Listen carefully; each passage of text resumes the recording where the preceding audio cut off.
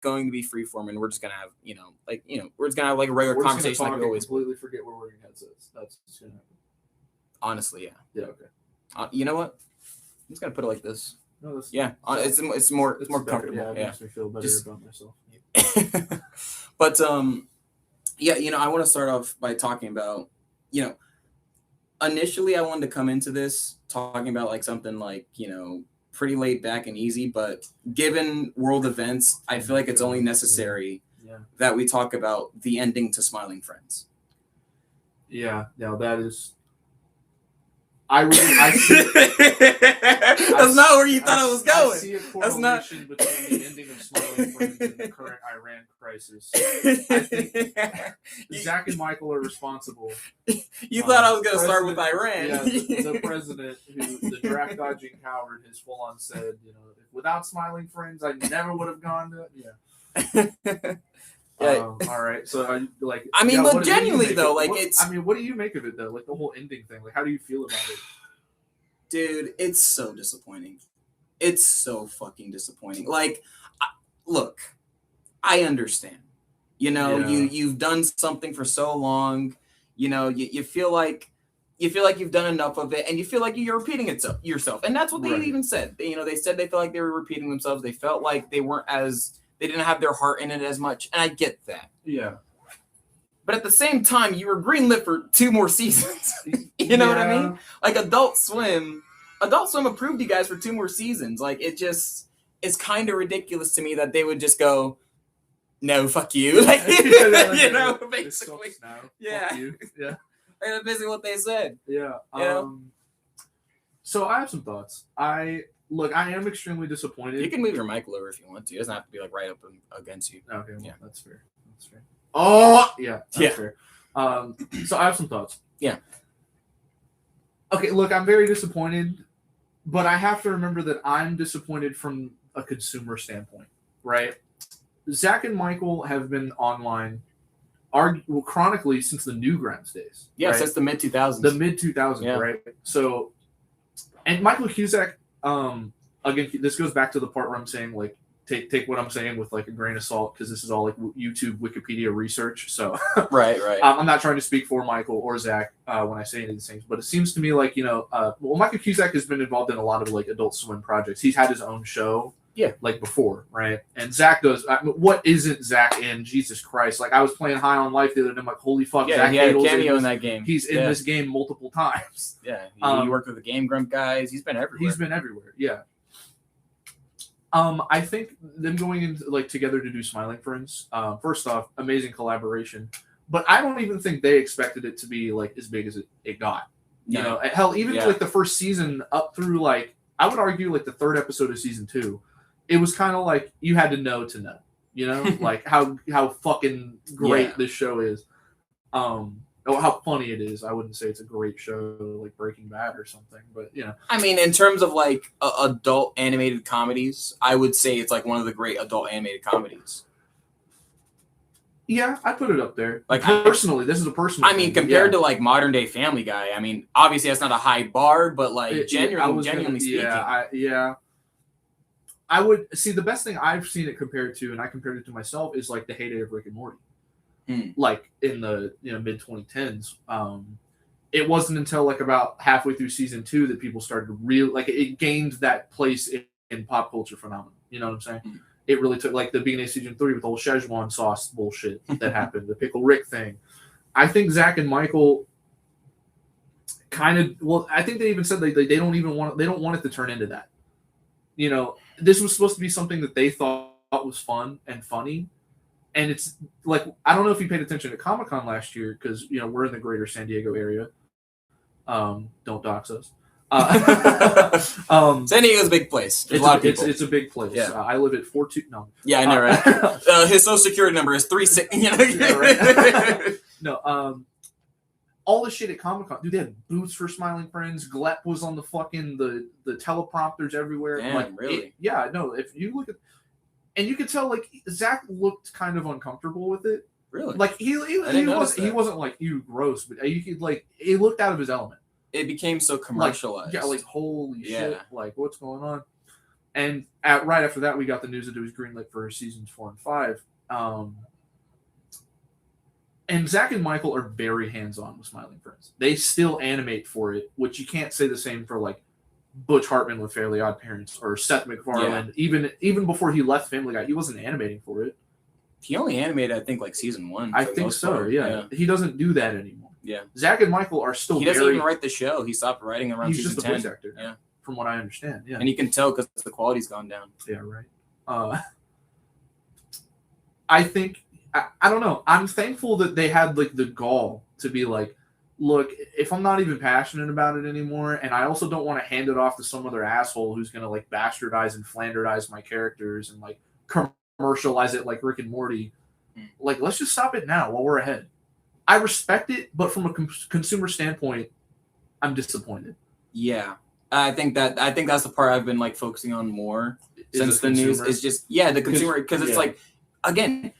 Adult Swim greenlit them for 2 more seasons. Like, you know, like we got the announcement for seasons 4 and 5, and then out of nowhere, Michael Cusack and Zach Hato just like, sorry, this is the last season. Actually, we're only releasing 2 more episodes. That's all you're getting. Episodes. It's like, are we getting like a good finale? He's like, no, we're just gonna do 2 more random episodes. Like you got us all hot and bothered for 2 more seasons of this, only to like pull the rug out. They rug pulled us, you know? I don't know.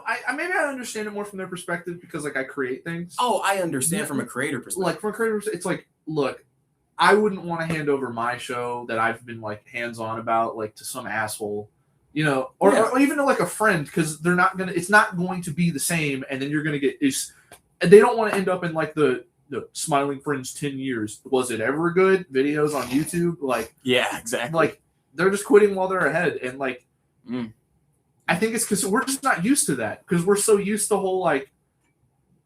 It'd be like if Rick and Morty stopped after season 3. Like that would have been a banger way to stop though because those 3 seasons were great. They were season 3 is pretty like mixed match with the fan base, but like I thought it was good. Yeah, I will fully admit. I mean, going to that Rick and Morty comparison, the past few seasons of Rick and Morty, I've not cared for. Really, I didn't even since Justin Roiland left. Honestly, yeah, because I remember I watched season 7, and then season 8 came out, and like I watched a couple episodes, but I still have not watched all of season 8 yet. I finished season 8. I thought it was pretty good. I think there's one episode. Holy shit! It's about like the you remember the iced tea, water tea. Dude, that's season 7. I fucking hate that episode. That was the episode that made me start to go. I don't think this show is good anymore. I don't think it's because I was it's just not like, even funny. Like it was just like this is the most nonsensical. Like it's nonsense for nonsense sake, as opposed to like something like Smiling Friends, where it's like it's not absurd nonsense, right? The nonsense in Smiling Friends is like absurd, like fucking Mole Man when he's like, "Did you see my penis?" like that shit is hilarious. Instead of just being like, "What if iced tea was water tea and he comes from a alphabetical planet world?" And it just sounds like someone. Well, that was the point of that character. He was just there for like the one bit, you know, like Ice-T, get it? Because he's Ice-T the rapper, but he's also an Ice-T. Haha, like that was the bit. Yeah, and then they made it funny for that ending gag in like season 3, exactly, or 2, exactly. And it was like like he comes from a water world. Like that's that. Okay, what a silly little. But why are you making a 22-minute episode? And then he like hooks up with like the letter, like the Q or whatever. That was okay, right? Back to Smiling Friends. Look, dude, I don't know. I'm thankful that it didn't let it drag on until it got stupid. But I'm also like, I'll miss Zach and Michael in that world. Like, we might get a Charlie character or a Pim character, but we need like an Alan, a Mr. Voss. Let's be honest, Gleb kind of sucked. But you know, like his whole thing was like he didn't do anything. Yeah. Like, oh fuck. Yeah, Gleb was there, but he was like, he's part of it, you know? Like, I don't know. Also, like, another thing I like about Smiling Friends is it's so baked in internet culture. It really is. Like, us, you know, like, late 90s, early 2000s kids, like, we were watching Zach and Cole without even realizing it back on the Newgrounds days. Yeah. And, like, 2015 YouTube. Yeah. Like, all those early, like, YouTube, like, short cartoons. Random animated video. It took me forever to realize that animated video of like, "Get out of my car now!" That was Zach Hadel. He did that video. Yeah. I didn't know that. I've been watching that since it came out. Exactly. Like there's like that older one with like the cartoon of Osama bin Laden that Zach Hadel did. I had no idea that was Zach Hadel. I didn't you know? Yeah, fucking turn on the TV, they hit the Pentagon. They hit the Pentagon. Yeah. There's so much shit they've done that has just been like basically uncredited for like the past decade. And yet it's been there this whole time. Almost 2 decades. It's time. Yeah. You know? And it's so all the Smiling Friends are so baked in like that random ass internet culture. Because they get it. They've been in it. Well, I would argue that they pioneered a lot of that shit. Yeah.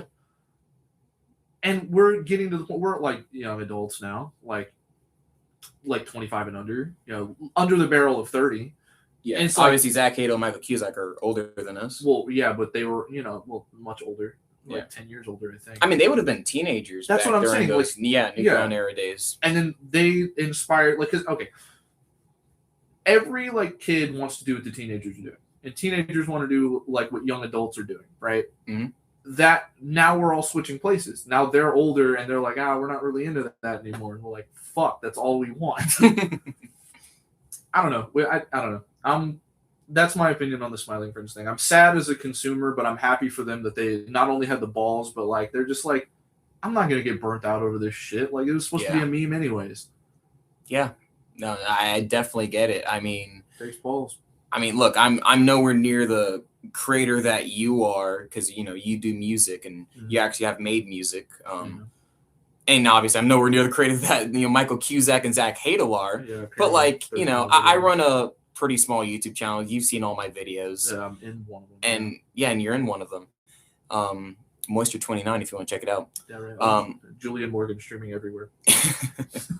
Yeah, but the reason I haven't posted in the past month or so on that channel has largely been because I have felt that creative burnout. I have been in the place that Michael Cusack and Zach Hadel are talking about, where it's like it doesn't matter how big of a creator you are or what you're creating. It's like, dude, I just don't have it in me right now. Yeah, I don't feel creative. If everything around you is falling apart, how the fuck can you, how are you going to justify making something? Even something my music, I would argue, is on the more serious side or whatever. And I would, your YouTube channel is a lot of meme culture. Yeah, it's crazy. That both of them have that burnout feeling of dude, I don't even feel like being funny right now. It's not even that I don't feel like it. It's that sometimes I just don't know what to say. You know what I mean? I've already done so many bits, so many jokes that I'm at a point now where it's like Zach Hadel and Mike said, I feel like I'm repeating myself. I feel like sometimes if I go to do a bit, I'm just doing something I've already done. Right. And at that point, it's just why am I doing this? Right. Right. Yeah. I feel like I'm repeating myself. And that's why I do understand as a creator why they feel so burnt out. Because it's past the point, you do so much, edgy randomness, humor. It's how much of it do you really... I think Mole Man was a commentary on that whenever he's like, what if a fucking, just came here and started going, blah, blah, blah, what would you do? It absolutely is. And both of them were just I don't know. Because I've had that same experience with me because we've worked together. Right. And I've had that same experience with other coworkers where hey, Green, say something crazy. And you're I'm just making burgers or whatever it is we do. Or not even that. But sometimes someone outside between the two of us will try to add on to the bit. And it's not funny. Yeah. You ruin it. They don't get the I don't even know how to explain it. But they don't even get the nonsensical nature of it. You know what I mean? Again, it goes back to I think my argument of nonsense for nonsense and absurdist nonsense. Yeah, it's all nonsense, but it's not the same. I don't mean to be that guy that's you have to have a high IQ to understand. Yeah, exactly right. But it's okay. You have to get it to get it. Your Jimmy Pickles character, right? Yeah, the Jimmy Pickles bit that I've done. My dick won't fit in her pussy. Yeah, when the other coworker who shall not be named because that motherfucker was oh yeah, and then what if there was a guy named Randy Stevens and he farted a lot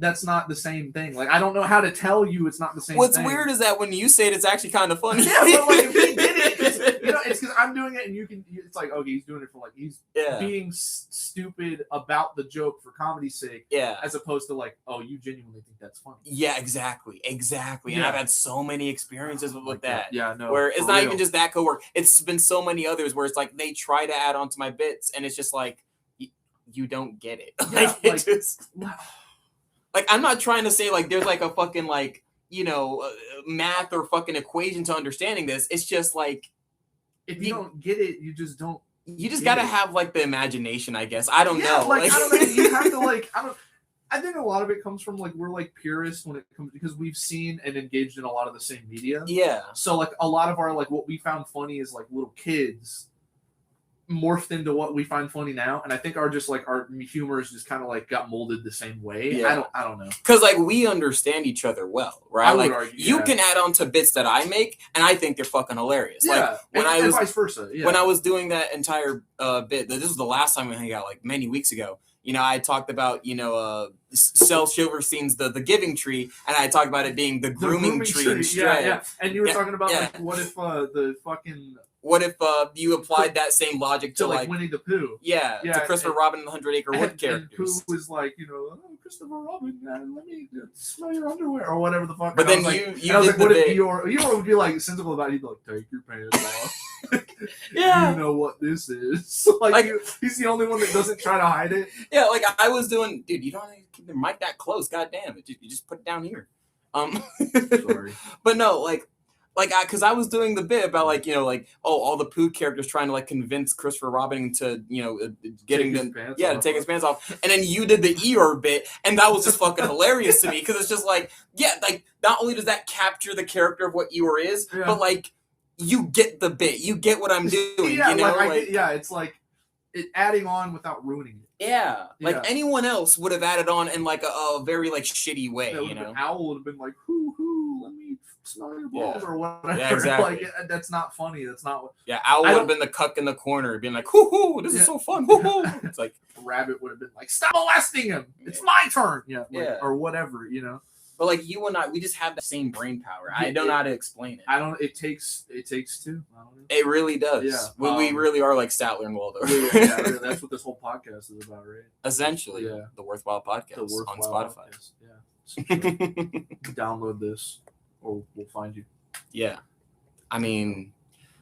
The grooming tree. I still can't get over that. That was good. That was such a good bit. That was like 2 years ago too. That was like I initially made that like 2 years ago. Yeah, that was great. Yeah, the grooming tree. It's a good bit. It's a good bit. And we were doing the bit of like whenever he turns like 10, he was like he gets too old for them. Do you have any younger siblings? He only likes boys under the age of 10. Once they hit 10, it's like spoiled milk. Like, get the fuck out of here. I want to fuck you. See, in my scenario of the 100 Acre Woods one, the grooming tree would also be there. He would just be in the background watching all the Winnie the Pooh characters. He's like taking turns. No, that's like such a good idea. No, he's like jacking off his branches. Fucking. He's got like syrup spewing out and shit. Like Christopher Robin like leaves his friends, right? And then the grooming tree is right there. So the grooming tree is like, "Hi, Christopher." I think that's a shame what they're doing to you. You're such a strong young boy. He got his branches on his shoulders. Christopher's just like, "Oh no, not again!" Like, oh well, at least I have one guy on my side grooming tree. Yeah, eat this apple. You want some apples? It's got like fucking, make sure you swallow the seeds. Yeah, the seeds of rupees. Oh man.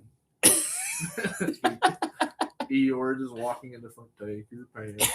So good. It's so stupid. That makes no sense, but it makes more sense than some of the other shit that like people around us would do. Yeah, exactly. And that's why we love Smiling Friends, because it gets our humor. It gets Gen Z humor. It understands the nonsensical nature of what we like. I feel seen in Smiling. Yeah. People like us are the reason they're ending the show, by the way. Really? Yeah, it's like I love it so much. It's so great. Yeah, you're fucking weird. That is true. We did kick off the podcast by unironically saying baby pussy, so that is true. Yeah, it's like maybe it's like the whole iDubbbz thing where it's like basement dwellers would be like say something racist. And like, I'm not racist. God, yeah. Yeah. I mean, I've talked about that too. How like being edgy shouldn't make you become a shitty person. You know what I mean? Like. If you're gonna make jokes about sexual harassment, don't actually do sexual harassment. You know what I mean? Like it's one thing. The comedy from those topics comes from the absurdity of those topics. Yeah. Like, how could you sexual assault, for example? How the fuck could you feel like what's the word? Like obligated or not obligated? like, I feel like I have the right to your body. That is so, the comedy of like doing that is the absurdity of thinking that way.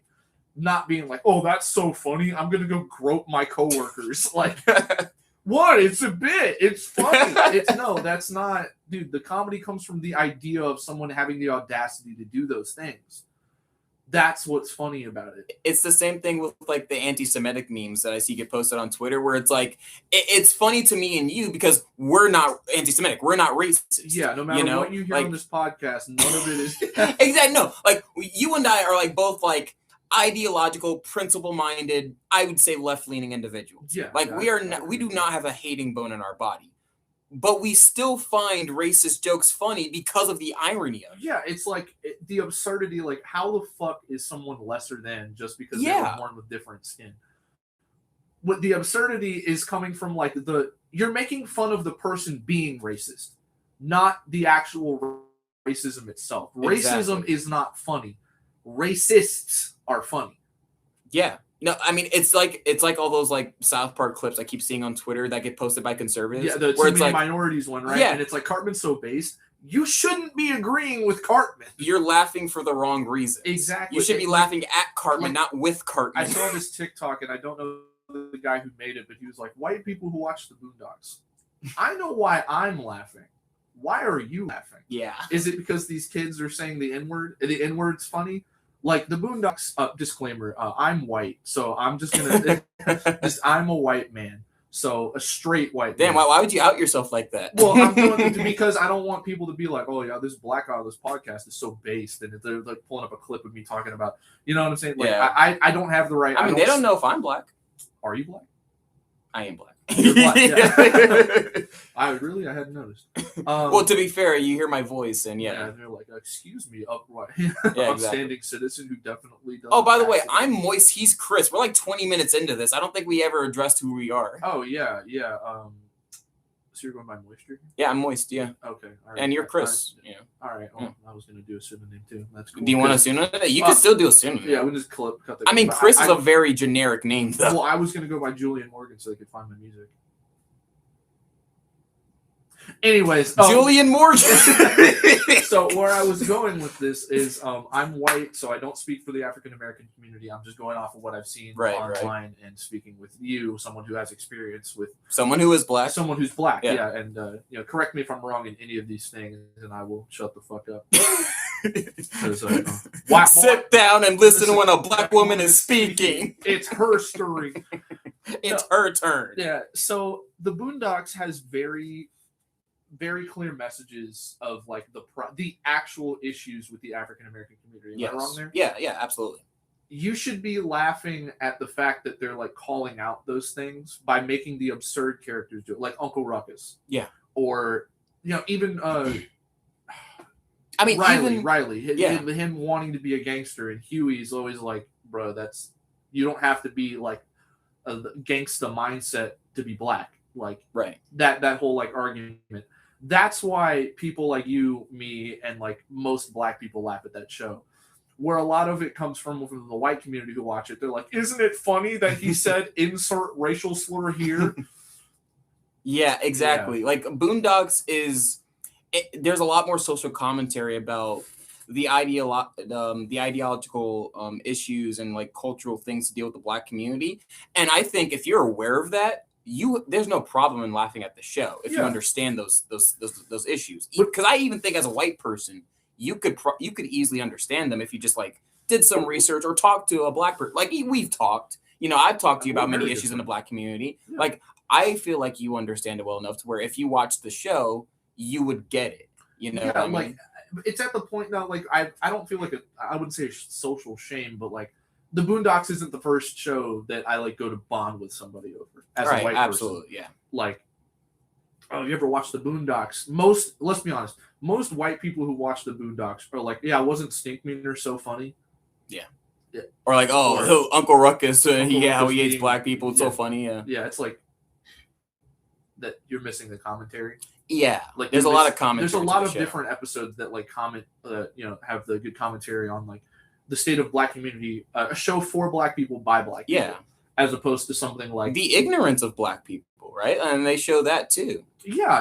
Like in the second episode, I'm not going to speak on the ignorance of black people. Yeah, I don't want to. Yeah, I understand. Yeah, I'm not. No, but like as a black person, like I can absolutely speak to that. Where it's like in the second episode of the series, the R. Kelly trial.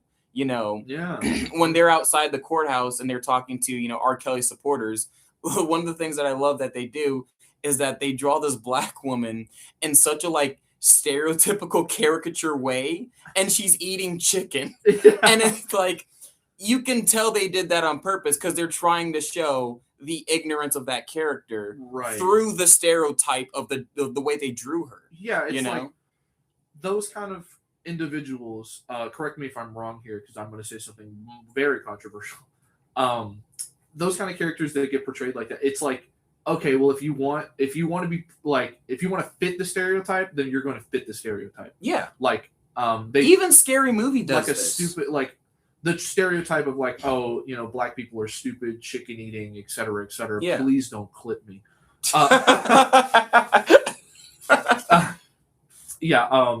that, and it's like, okay, well, if you want to act like a fucking idiot, then we're going to portray you like that. You're going to be a fucking idiot. Yeah, I mean, they literally do that bit in Scary Movie when Regina Hall's character is talking about her brother, and she says something along the lines of, "Oh, they don't want to interview me for the about what's going on with the murder. They're going to find the most ignorant person they can." And then it cuts to her brother, and like he obviously he's like talking in like the most generic ass like jive AAB accent. He's got like the hair and whatnot, And like the point of the Wayne's brother character that they portrayed in that was to be like the stereotype of like the ignorant hood gang banging black person. Yeah, exactly. The uneducated Section 8 housing living. Yeah. Clipped. Yeah, okay. Yeah, I'm definitely fucked. Career ruined, Julian Morganson. Was it Morganson or Morgan? Morgan, like Arthur Morgan. Arthur Morgan. Yeah, I picked Julian sounded distinguished. I'm like, that's kind of like a like out there name, and then I literally Morgan. Just put Arthur Morgan. I was playing Red Dead Redemption 2 when I made the thing. Really? And I just Julian. Okay, I'll make sure. It was between Julian Morgan or Julian Guthrie. Okay. And Guthrie implies like Woody Guthrie, Arlo Guthrie, and I was like, I'm not a folk musician, so or Nancy Guthrie. Nancy, yeah. People look at me and they think Nancy, right? I mean, no one even talks about Nancy Guthrie. Have you heard about that? I actually don't know who you're speaking about. Oh, okay. So, not to change topics, this wasn't even a topic I wanted to go down on. Right. But Nancy Guthrie is the mother of Savannah Guthrie. If you don't know who Savannah Guthrie is, she's one of the main co-hosts of the Today Show that airs on NBC. It's one of the main morning shows. Yeah, that airs I'm on aware podcast of television. Yeah. So Nancy Guthrie is Savannah Guthrie's mother. Right. She was kidnapped a month ago and has been held hostage by people who are asking for ransom. Right. And the feds have no idea where she is. They have no idea who kidnapped her. They have no idea where she is. And this has been going on for almost 2 months now. Like an 80-year-old woman who's the mother of like one of America's leading news anchors to a morning show has been kidnapped and held hostage. Nobody knows where the fuck she is. Have they received like a finger in the mail or something? I mean, they've received like a ransom note asking for money, but like that's it. And like there have just been no leads. Like the FBI is the FBI isn't in on it. I didn't want to say that. Yeah. The FBI has been investigating Our opinions it. Do not represent the DOD. Yeah. No, but the FBI has been investigating it, and they found nothing. Like really? This 80-year-old woman has just disappeared. They know she was kidnapped. They know she's being held ransom.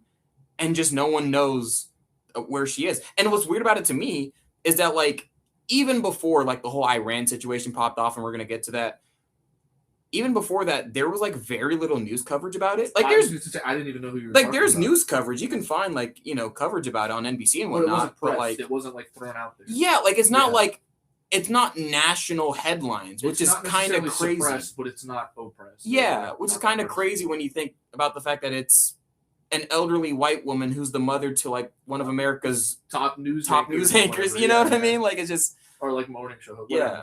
So, I mean, is she still doing the show or is she taking a hiatus? Well, she took a hiatus for a number of weeks. Just recently, I think this past week, she came back. What the fuck? And yeah, she just still like no one knows where her mom is. Give a shit about your mom? No, dude. She's been on. Like, to be fair to Savannah Guthrie. She took a solid like 5 or 6 week break, and she's only recently come back just now.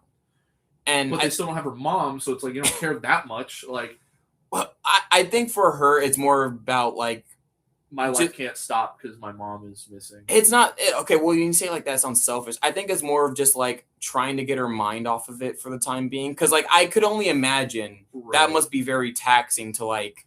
Oh yeah, have all that time off to yourself and just constantly be wondering where the fuck is my mom? Is she okay? What are they doing to her? You know, like I imagine for Savannah, it's kind of just like, okay, at least I'm at work. At least I can get my mind off of it for the time being. It still really sucks, but I like my job and I just want to do something for the time being. Right. You know what I mean? Like I don't blame her for coming back to work. No, it's not. I'm not like trying to say like, oh, it's your fault. You don't care. It's just like, I don't know. I don't think I could go, like, going back to work would seem to me would be harder, right? Because like, oh, now I have all my work responsibilities on top of my missing mom. Yeah, but I mean, to be fair, like she really likes her job, and also like she has a pretty easy job. I mean, it's a news anchor job. You know, like you just sit there and say shit. You know, every 15 minutes, like well, not even 15 minutes. Every 5 minutes, a commercial break airs, and you just like get to chill out. Like it's not a very difficult job, and she only does it in the morning too. So Savannah Guthrie is the woman. Savannah Guthrie is the news anchor. Yes. Okay. All right. Yeah. Hearts out to Savannah Guthrie, and I hope they find your mom and stuff. I wasn't not necessarily trying to say that you don't care or anything, but it just strikes me as odd. But I've never been put in that situation. So, I mean, it's just a crazy situation. I hope they find Nancy Guthrie. If you have any leads, contact this podcast. We'll be the ones to break the news. I mean, we look outside. And she's like, hey. Yeah, we'll reach out to the ransom people ourselves and get it situated. Yeah, we'll definitely release her whenever we get the money. It's fucked up because we're making light of a situation of an elderly woman being held hostage. Yeah. But yeah, I mean, that wasn't even like one of the topics I wanted to bring up. It's just you mentioned the last name Guthrie, and it was just it's been something in the news for the past month now that gets very little coverage. So I just felt it was that's fucking crazy. That is absolutely insane. Absolutely crazy, absolutely totally crazy.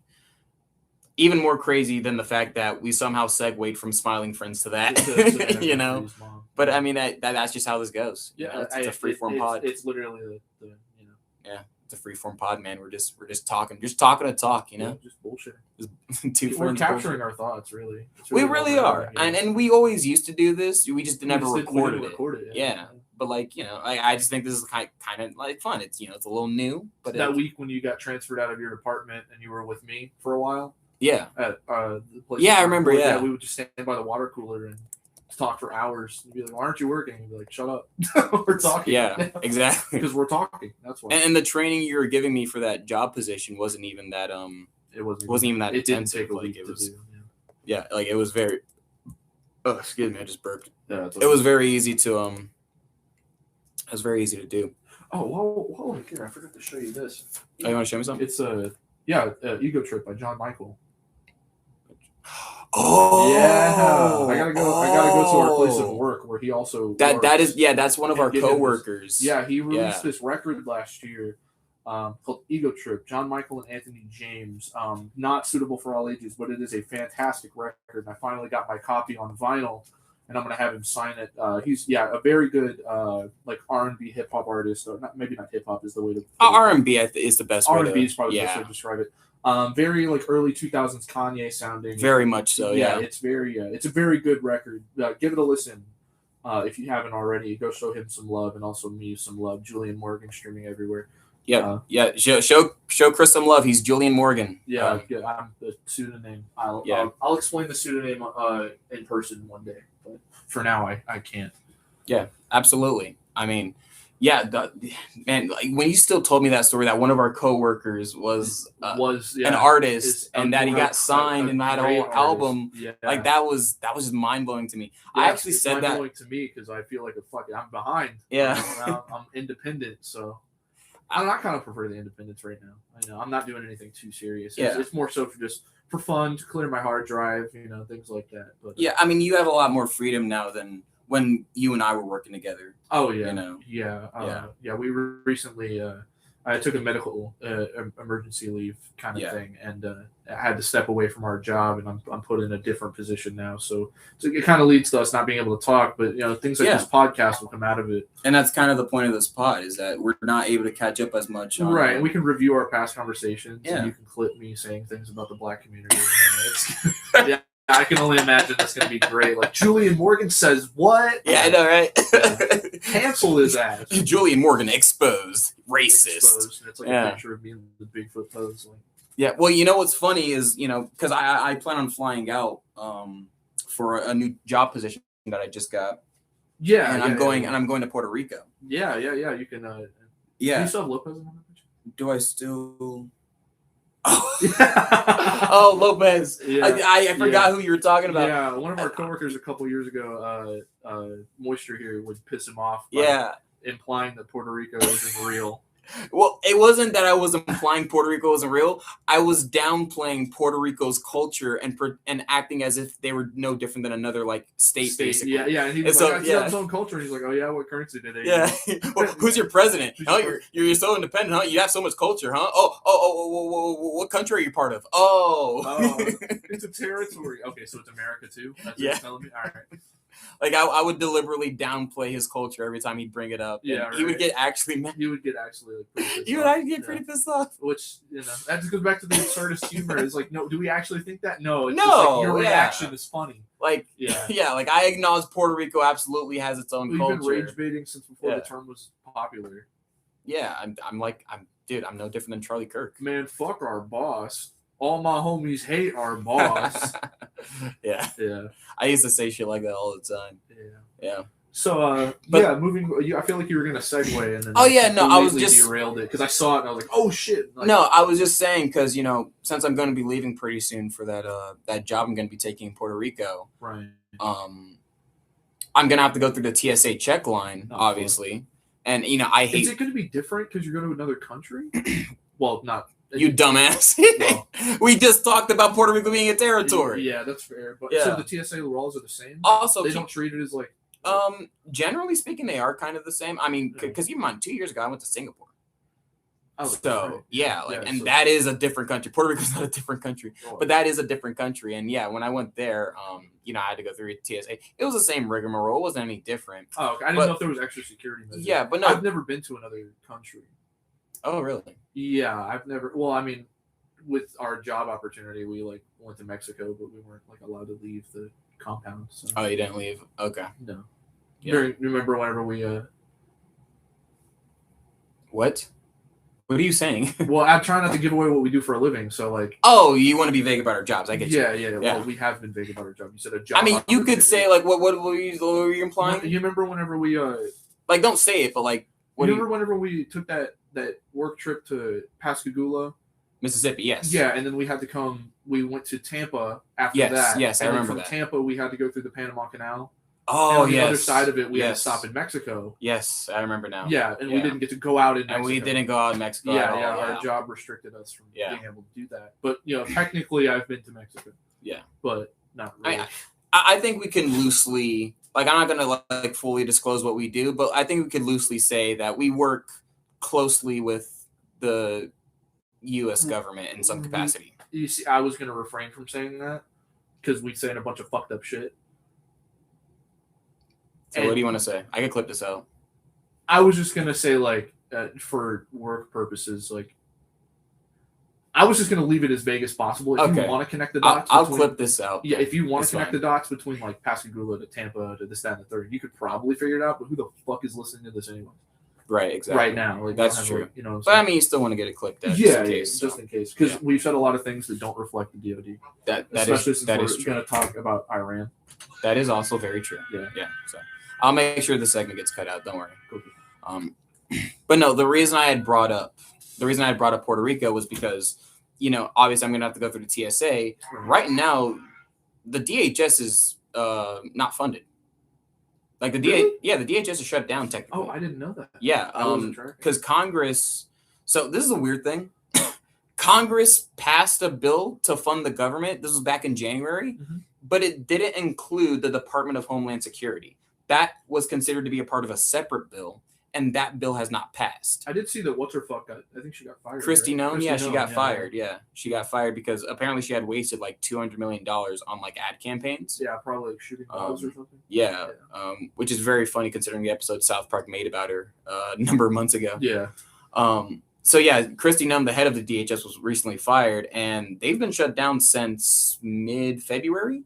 they've been shut down. Oh shit. Yeah, so like just that's Homeland Security as well, right? Yeah, that's a part of Homeland Security. Yeah, along with the Coast Guard, the Secret Service, a lot of departments. The Coast Guard isn't OD. Well, Coast Guard it's weird.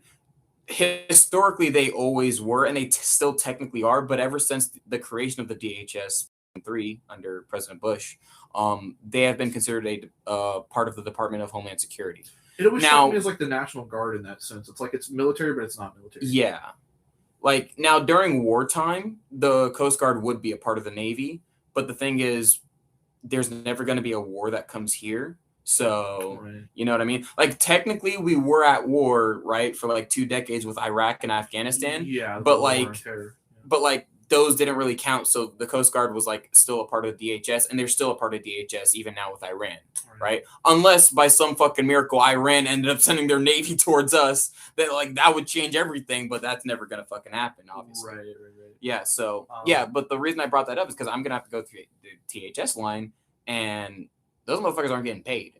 I was just watching. I was just watching news stories the other day of like how long the lines are, and I was just like, wow. Like, because, a lot of them, since they're not getting paid, they're just doing other stuff. They're not working anymore. Like, why would you continue working at a job where you don't get paid? Yeah. You know what I mean? Like their first, because it's been 2 weeks. It's been over 2 weeks since, it's almost been a month now since they've been shut down. Yeah. So, like, they've gone at least, like, 1 or 2, almost 2 paychecks now without, receiving anything. So, like, I don't blame them for not showing up to work. Yeah, I can't really blame them either. Yeah, it's like, what are you gonna do? It's sort of like when government shutdowns happen, a lot of soldiers are like, why the fuck would I do this? Like, if you're not gonna pay me. Granted, they always get paid. Yeah, we always. The idea is like, not we. Goddamn it, messed up. I'll clip that out. The whole thing with military service members, whenever the government shuts down, they're always like, are we gonna get paid? I mean, granted, they always do. Yeah, they always find ways. There have been times where they get delayed in paid. That is true. So it's like they have to find the funds to pay our service members. Yeah. Because, I mean, it's fucked up.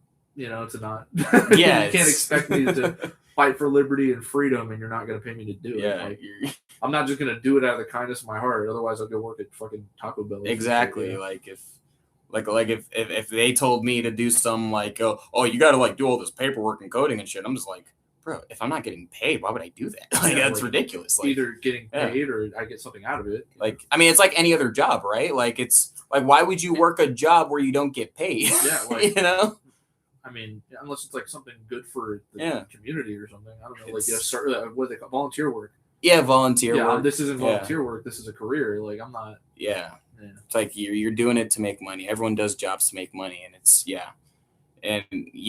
just crazy that the DHS has been shut down for this long. I don't know when it's going to open. It seems like Congress is like holding the foot against the president right now with what they can. So I don't know. I might be waiting in like a 3-hour line come Monday morning when I go to catch my flight. Yeah. So that's going to be fun. I'm not looking forward to it, but it is what it is. I mean, we've been hinting at it throughout this podcast, right? Obviously, when I opened up the show, I initially said, due to recent events in the world, and then I brought up Smiling Friends as a joke, but in all reality, the Iran war, we have not talked about this at all since so new. I mean, but still, like, it's been going on now for at least 2 weeks, and we just haven't seen each other in almost a month now. Yeah, the last time you texted me was actually that Smiling Friends. You're like, this is how it should end. Yeah, because that to me was more important to message you than war with Iran. Well, it's funny too. It's also weird to talk about shit like that over text. It is, yeah. And like, we're not the type of friends to like call each other about stuff like that. No, our friendship has always been like, I'll see you when I see you. Yeah, it has been. Yeah, because I remember this happened, I think, late last year. You had sent me a text in reference to the United States invading Venezuela. You had said something in reference to like us going at war with Venezuela. Yeah. And, I remember at the time, basically, just like, like joking about it, being like, oh, there's no way we're going to do it. And then we kind of did, but kind of didn't, like we took out their leader and it's like. Yeah. Like, I think the main difference with the Venezuela situation is that, like, they're such a smaller country. And like, military-wise, they don't have as strong of a military as Iran does. So like they couldn't really retaliate the same way Iran has been retaliating. Yeah. You know. But I mean, with all that being said, though, I mean, I'd like to hear your thoughts on what's going on in Iran right now. I mean, what did you think when you first heard the news? Okay, so from my perspective, right, the first I really heard about it, because like I'm not as informed as you are, I would argue. Oh yeah, I was up in the middle of the night on like February 27th when the bombings first started happening. So like I knew about the jump it happened. Yeah, I woke up the next morning and it's like the first thing, it was like Apple News, right? And it was like Iran launches missile at U.S. Navy base, and I'm like, what the fuck? So I go downstairs and I wake up a friend who was sleeping on my couch, and I'm like, gear up, motherfucker, we're going to war. Like, it's over. And then like 3 hours after that, it was like, oh, you had something over? Yeah, it was. Okay. It was SpongeBob. Sure, gotcha. Yeah. You could just say James. Jared. Just say James. Jared. Or Jared? Okay, fine. Jared. Say Jared. Yeah. I had him over. We went off and I forget what we did that day, but we were fucking off, and like 3 hours later it was like, oh, it's over. Yeah. Yeah, I was like, oh, we killed their leader. Yeah. Okay. All right, well, that's over. No, it's not. No. It's not. This isn't Venezuela. I'm not sure. I want you to kind of inform me, because you're an unbiased source, about like how it all kicked off. But from my perspective, I saw that and I was like, oh, fuck, it's over. And then the next thing that caught my eye was when we sunk the Iranian, I don't know if it was like a destroyer or whatever. Oh, we sunk one of their, it was a destroyer, I'm pretty sure, like off the coast of Sri Lanka. We have engaged in nautical combat for the first time since World War II. Yeah, that to me is like, oh shit. Yeah. Like, what's going to fucking happen? Like, the last time something happened nautically with the United States that kicked off a war, like, well, it didn't kick off World War II, but it launched America's direct involvement in World War II. Yeah, the sinking of the Lusitania by the German U-boats. Yeah. We were like, all right, let's chill out. And then, another thing happened with our boats. Yeah, and now we've just done the first like nautical assault since World War II. Yeah. I don't think not only the first time that we've been involved, but unless like the bombing the USS Cole, but I think that's different. That's just an act of terrorism. Yeah, it's a little different. Also, we didn't shoot like a nautical attack against them in that situation, right? Yeah, so, we have gone on the offensive, arguably. Yeah. Like we've attacked first in this scenario. Yeah, if anything. I mean, I guess if you want to count like, oh, Israel's been getting attacked, and it's like, sure, but then like, hey, look, if you want a real explanation for what's going on, we're doing it for Israel, honestly. Like, fuck Israel. It's all for Israel, man. Like, you're willing to go through this, add this audio later and cut some stuff out. Yeah, I've already told you I'm going to cut some stuff out. All right, so the female senior chief I was telling you about, she walked up to me and she's like very happy, like as a person. She's like, what are your plans for like, retention or whatever? She's like, re-enlist? And I went, no thanks, I don't want to die for Israel. Yeah, exactly. And I walked away. You said I don't want to die for Israel. Yeah, and she was like, oh, and like scratched that. That's hilarious. Yeah. That's hilarious. Yeah. Not just I don't want to go at war with Iran. I don't want to die for Israel. I don't want to die for Israel. Yeah. I echoed. It was right after that fucking Marine guy booted out of the fucking chamber because he was like screaming like, "No one wants to fucking die." Oh yeah, I saw that. They broke his hand too, dude. On the way out the door. Yeah. God, that was so fucking bad. I just echoed his sentiment. Yeah, that was rough. Yeah. I probably should know his name, but I don't. But like, yeah, God. Oh, I mean, that guy is highly commendable. I don't remember his name, unfortunately, too. But 100% like true American patriot. Like, yeah, that guy is a patriot. Yeah. Speaking of patriotism, before we get back into the Iran thing, I would argue that like the most patriotic thing you can do isn't like waving a flag or like singing a song, like. Oh, sorry. That's not patriotism. Patriotism to me is like making the country better for the people who live here. Not like spreading our greatness with the rest of the world like the Fire Nation. Like, yeah, that to me is the ultimate form of patriotism.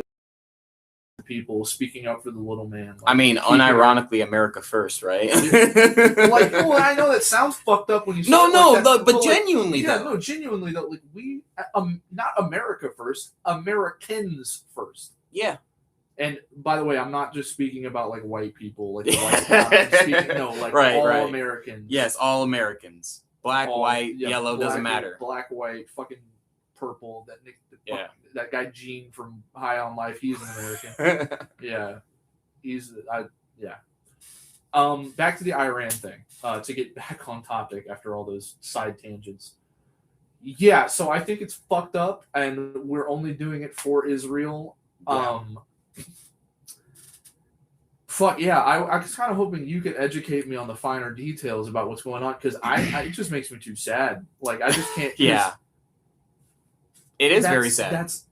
They're not sending Baron Trump. They're sending fucking people like us. Literally like us. Yeah. Like American citizens and people who are working in the Department of Defense. They're sending those guys. They're sending those guys. Like young people who can't, who aren't old enough to buy a beer are going off and dying. Yeah, like you see the names and ages of those guys, and you're like, dude, this dude, like, as old as I am and from Kentucky, like, what the fuck? Like you're telling me he graduated a year after me? Yeah. It's... And now he's dying for Israel.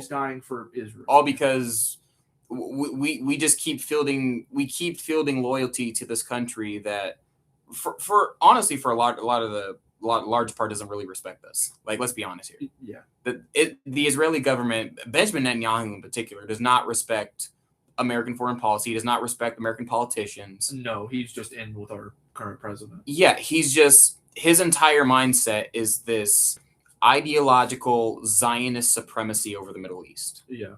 And he just wants to squash as many enemies as he can. And look, I know a lot of people are going to say, but Iran was bad. Yes, they are. Yeah. The Iranian government is bad. I'm not going to sit here and defend fucking Ayatollah Khamenei. All right. He was a bad dude. All right. If you followed some of the news stories that was going on earlier this year, back in February. Yeah.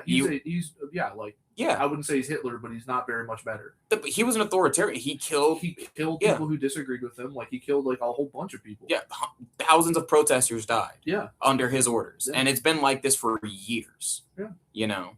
Not a good guy, but I also don't really recognize that it's our place. Well, I mean, I remember seeing Asmongold. There was an Asmongold clip that was circulating around where he said something to the extent of, someone had commented saying, why is this good? Isn't this bad? We're killing civilians. And Asmongold just said something to the extent of, well, the Iranian government was killing civilians. So if anything, what we're doing is not as bad as what they were doing. And also we're killing bad people. And it's like, you look at some of the first attacks we took on Iran, right? Right. An elementary school was airstruck. Yeah. An elementary school filled with children. Yeah. Female children. It was a girls' elementary school. Yeah. Over 175 people died, the vast majority of those being little girls under the age of 10. Yeah.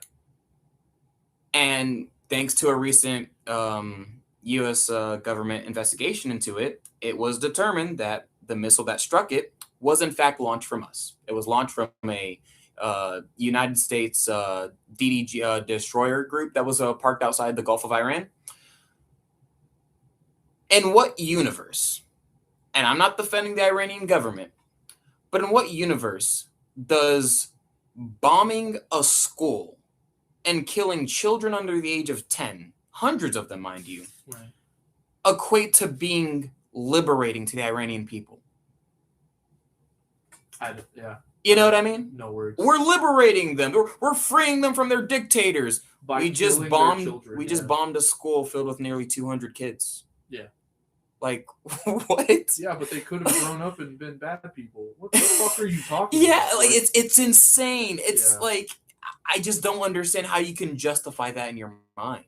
I don't think there is a way to justify it. It's like you just... It's just disgusting. It's gross. It's beyond disgusting. Yeah, it's the best way I could describe it. It's just gross. Like, I'm glad you brought that up, because I was actually thinking about bringing that up, but I didn't know how dark we were going to get on the But I mean, it's a part of the subject matter. This is a very serious, thing. Yeah, I can't phrase it better than in what universe is that liberating? I hate to keep echoing the sentiment of it's Fire Lord Ozai shit. Like, no, it really, because he's like, the whole thing was like, they told us in school, like, this is our way of spreading our greatness with the world. What a fucking lie that is. Yeah. That's amazing. Yeah. It's indoctrination. It's all I don't understand. And take the you could be like, oh well, who gave the direct order? And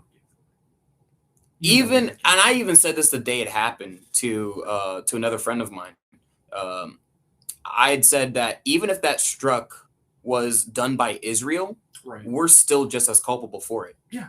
Because we launched a joint attack with them, and they received those missiles from us. Yeah. I was going to say, what does it say on the side of the missile? Yeah. That's what I want to know. Stark Industries, exactly. But, I mean, the fact that it was us, the fact that it was launched from a destroyer group of ours, that makes it even worse. Yeah. We still would have been just as morally culpable if Israel did it, but we're directly responsible for it. Yeah. And that's just one of many other civilian attacks that has happened because obviously, Pete Hegseth is going to go up there, Secretary of War, and say, oh, we're bombing all these targets. We're bombing this military target. There were some civilian casualties, but we're making sure we're bombing those military targets for the most part. You bombed the school. Yeah. That was a military target? Yeah. Like... it'd be it's one thing if like the school is next to the place, right? Yeah. Which still unjustifiable, but it's like at least we did what we were trying to do. And the school wasn't even next to a military place. It's like take America, for example. They're aiming at the White House and they blow up a fucking elementary school in Kentucky. It's like that wasn't even close. Like they want to get they talk about all this, like, even if it was an elementary school in DC, that's still like what the fuck were you doing? Yeah, it's beyond disgusting, to even put into words what is going on over there. Yeah. And the amount of manpower that the United States has parked out there. I mean, dude, we have 2 aircraft carrier groups. Yeah, which involves cruisers, destroyers. Yeah. That's 2 in of addition them. To the carriers. You've got the Gerald Ford and the Abraham Lincoln. And President Trump just announced like a week or two ago, we're sending a 3rd. We're sending the George H.W. Bush out there along with them. Yeah. Like not just the ships, they're carrier strike groups. Yes, carrier groups. They launch fighter craft. Yeah. Which, mind you, we only have 11 aircraft carriers. So we're sending like a good sizable, almost half. Like, basically a quarter almost. A quarter of our entire like naval force over there. Which is insane. Yeah. Which, again, we haven't engaged in this much nautical maneuverability since the Second World War. Yeah. Which, if that's not sending, like, chills down your spine, it definitely should. We haven't had this much military buildup towards a country since 2003 Iraq. Yeah. It's... And, they keep saying, oh, we're not going to do a ground invasion. Trump has already said he's open to the idea of doing a ground invasion. They just yesterday, they authorized the transportation of at least 5,000 U.S. Marines to Iran, or at least to the ships that are parked out of Iran. What do you think those are going to do? You ever seen Jarhead? Yeah. We're going to do boots on the ground shit with... Yeah. Likely within the next month, we're going to do boots on the ground shit. Yeah. I give it till the end of summer before something actually kicks off. The escalation of this has been insane. And so fucking quick. Yeah. This is disgusting. It's a rough time to be. And Iran's retaliation has been... I mean, you referenced Avatar: The Last Airbender earlier. What's that Uncle Iroh quote where he's like, whatever you do to that fish, I will unleash onto you tenfold. Unironically, Iran is unleashing tenfold upon us right now. They are bombing every U.S. military base within the region, not just, in Iraq or fucking Kuwait or whatever. Everyone's getting smoke. Everyone. Yemen, Saudis, fucking everyone's getting smoked there. And... honestly, given what we've done to them, I don't blame them for retaliating the way they are. I don't either. Again, we've got 2 aircraft striker groups parked outside of their country. I understand why they're, going sicko mode right now. You know what I mean? We killed their leader, we killed their leader, and we've taken out basically almost every head of their military and most of the heads of their government. And here's the part that gets me about this, right? Because when Trump announced this, right, the night that he announced it, I don't know if you saw this It was put out on Twitter. I know it's X now, but I still call it Twitter. Yeah. Fuck you, Elon. Yeah, he put out a press announcement for it, overnight from his Mar-a-Lago resort, because he wasn't at the White House at the time. It was the weekend, so he was chilling at Mar-a-Lago like he always does. And he said during the announcement of the war that America was launching major combat operations in Iran. And he said that the reason for these strikes was to liberate the Iranian people in the hopes that the Iranian people would rise up and take back their government. Now, here's the problem with that. You bomb a country, right? You assassinate, essentially, all these heads of government, right? They're their supreme leader, all these major generals and politicians, so on and so forth. How does that liberate the people of Iran? All it does, look, I think you just cut off a bunch of heads that are going to grow back. You don't think there's people directly underneath them who are going to take those positions? I think his mentality is like, well, if you cut off the head of the snake, the body dies. And it's like, no. This is one of those regenerative, like a fucking serpent from like Harry Potter or some shit. It's just going to grow back more heads that are now angry. And we've done this before. Remember last year when we bombed Iran? Yeah. When we killed those generals, the generals who were just killed this past February were the ones who replaced them. Yep. So now we killed these generals. What do you think is going to happen next? Oh, the Iranian people will rise up and take back their country. That's not how that works. That's not. Like, say what you will about George W. Bush, that motherfucker understood how to do a regime change. You have to do a ground invasion because you have to break. You have to sit on them. You have to sit on them. You have to occupy. You have to break their government by hand with force. And you have to make sure that no other heads will rise in power after you take out the main one. Yeah. Not defending what we did in Iraq, by the way. I'm just saying, if you actually want to do a regime change, what George Bush did in 2003, that is how you do a regime change. Not, we're going to bomb a bunch of military settlements, kill all their generals and supreme leader, and then just hope the people take over their government somehow. Like, what? Their parliament's still intact. Their entire form of governance is still intact. Of course, other people are just going to take their positions. And this is the ironic part, too.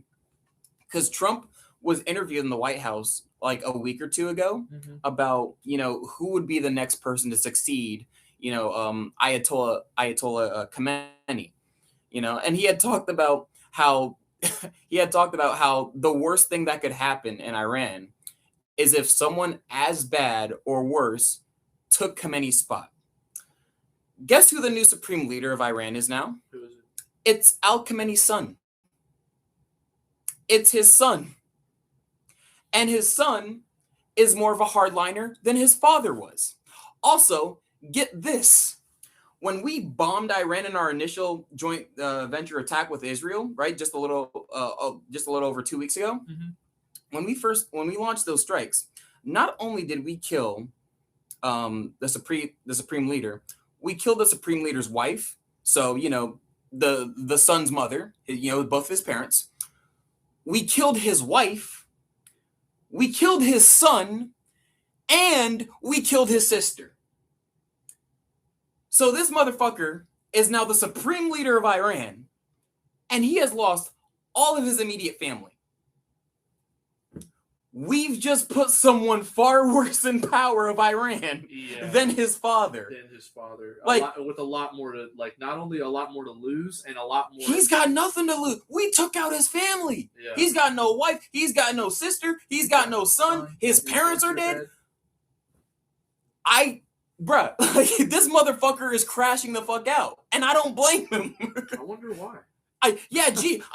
We seem to have killed his entire immediate family, and yet he's very mad at us. Why? What the fuck did we do other than kill his entire immediate family? And what did Trump say just a week or two ago? Well, the worst thing that could happen is if someone either as bad or worse than Al Khamenei came in charge. Got him. Yeah, our cabinet, our immediate cabinet needs to go. I'm sorry, this is fuck. People were giving Kamala a bunch of shit 2 years ago whenever Joe Biden dropped out. They were saying Joe Biden was going to start World War III. That's what I was going to say. It was and a whole bunch of people were like, well, Kamala's not going to be any better. She's going to get her period, and then everyone's going to get blown the fuck up. You watch, you wait, libtard. This guy's going to bring down our groceries. He's going to give us jobs. We are now in almost the worst. We are the worst off economically that we've ever been. Since the tariffs have not helped. The tariffs have not helped. We are actually losing jobs because due to the advent of AI. Oil prices are up. Oil prices are up because the Iran thing. Gas prices are back up. Groceries are more expensive than ever. We've got a farming epidemic. What's better? At least trans people aren't. Yeah, well, at least I don't get confused going to the bathroom no more. Was it worth it? But, like, that's also the ironic part about these dudes. You've never even seen a trans person. Yeah, it's like you see them online and you're like, ew, gross. But you in your day-to-day life have never met one. Yeah. And yet you vote on the policy of depriving them of rights, even though they live nowhere near you. You live in bumfuck Logan County, West Virginia. Yeah. There are no trans people there, my guy. And the one that there is probably very nice. Like, exactly. I've never encountered a trans person in all of my adventures that was just like a fucking asshole. Remember when we were in Seattle? That's like trans capital. Yeah. Half of them I couldn't even tell. Yeah. And I kept fucking with you about it too. Yeah, that's true. Yeah. Oh yeah, the one at the fucking Guitar Center. At the Guitar Center. Yeah, I kept saying dude because I was unsure, and you were like, "That's not a gender neutral term." Yeah, the fuck it is. Shut up. Yeah. It's like the way people use guys. It's like we use it in a gender neutral context. Yeah. Like YouTubers. What's going on, guys? Yeah. Like us when we start our podcast. What's going on, Nick? But like they vote on these social issues and completely forget about the merits of reality. Yeah. You know? Yeah. Like the reality of what you're voting for. Well, let's be honest, their reality is very different than the average American citizen. They're fucking millionaires. They're congressmen. I was talking about the average Trump supporter. I wasn't talking. Yeah, the average Trump supporter's reality is very skewed by social issues over reality. Oh yeah. But I mean, if we're talking like the politicians, then yeah, obviously. A lot of people. I've noticed that there's a difference not only in. See, they want to push this narrative of like racism and it exists. I'm not. Let me say that before I go on. Racism is still alive and well in 2026. It's not the main problem. The main problem that I'm noticing, first off, there's a class issue. Second off, I hate to say it, it's old people versus young people. How many young people, like, and I say young as in like 45 and under. Sure. Let's make it very broad. 45 and under. The vast majority of people 45 and under are not for this fucking guy. They don't either. A lot of them don't support this war. That's for damn sure. Exactly. Why? Because they're going to war age. Yeah, that's what it is. Yeah. People above them, they're on their fucking way out. They're angry. You want to know why you're angry? Because we're now seeing the boomers enter that senior citizen age, and the boomers were the first spoiled generation. That's what I think it is. They were the first generation to have regular access to public television. They had air conditioning. They're the first one that didn't really have, other than like the Vietnam veterans, they're the ones that didn't really have to fight for much. They didn't have to want for anything. Whereas like, take that before, the people who were fighting World War II, they grew up and seeing a car was like, holy shit, that's weird. Like that wasn't super commonplace. If you had a car, you were fucking rich. Yeah. Where I'm going with this is we're seeing a generation of people, and Gen Xers, you're right behind them, so don't think you're excluded.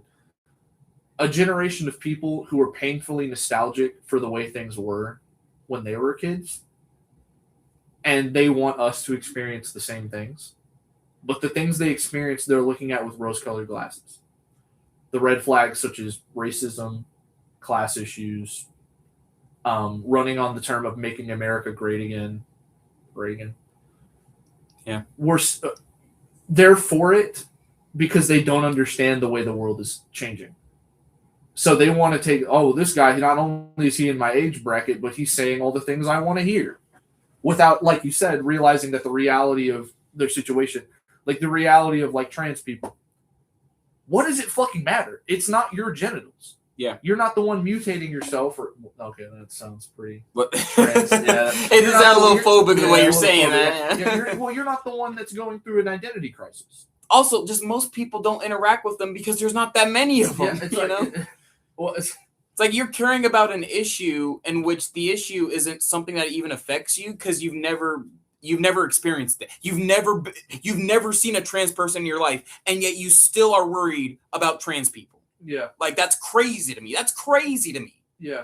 That you would care so much about such a small percentage of the U.S. population that you don't even see in your day-to-day life. Yeah. Like, we live in San Diego. How many trans people have you seen in San Diego? Like 4. Exactly. And half the times you can't even tell. Yeah. Exactly. Granted, there are probably significantly more than 4 people in San Diego who are trans or identify. Oh, absolutely. But I've met personally only 4 people. Exactly. That were actually trans or experiencing some form of gender dysmorphia or experiencing some form of identity crisis. And if you live in like the average county that a Trump supporter lives in, like, bumfuck Logan County, West Virginia that I just mentioned, County, no trans people exist there. Yeah. And yet they still constantly think about them and are worried about them for no reason. Oh my God. Like, what? What is wrong with you? Trans people bad because I don't understand them. It's not your fucking struggle to understand. Yeah. Only thing you can do is be supportive. I don't understand what it's like to be a trans person. I don't understand to have that look in the mirror and what you feel inside isn't who you see. I don't understand that. Like, I'm fat, but I can change that. Yeah. I don't understand that struggle. Like, so my way of thinking is like, why would I make it illegal for someone to change that about themselves? If who they see inside their head isn't who they see when they look in the mirror, who am I to tell you, oh, you can't do that because I don't understand it? I mean, it's really no different than like if someone chooses to get plastic surgery, I say, the same thing. Who that's their choice. They want to change something about their body. They want to, modify themselves how they feel fit. Yeah. If they have the money and the resources to do so. Hell, I'll take it this far. It's even the same as getting a tattoo or a piercing. Oh, yeah, absolutely. Like, you've met my wife. She has tattoos and piercings. Exactly. Who am I to tell her she can't do that? Yeah, are you gonna get mad at people for getting tattoos and piercings? What is this, the 1950s? You know what I mean? As a matter of fact, I do have that 50s mentality of like, I'll never get like hand tattoos. Really? Yeah, because it's like you don't want them to be like shown too much. If I need to go into a courtroom and I have a bunch of tattoos that are visible, I look like a fucking bum.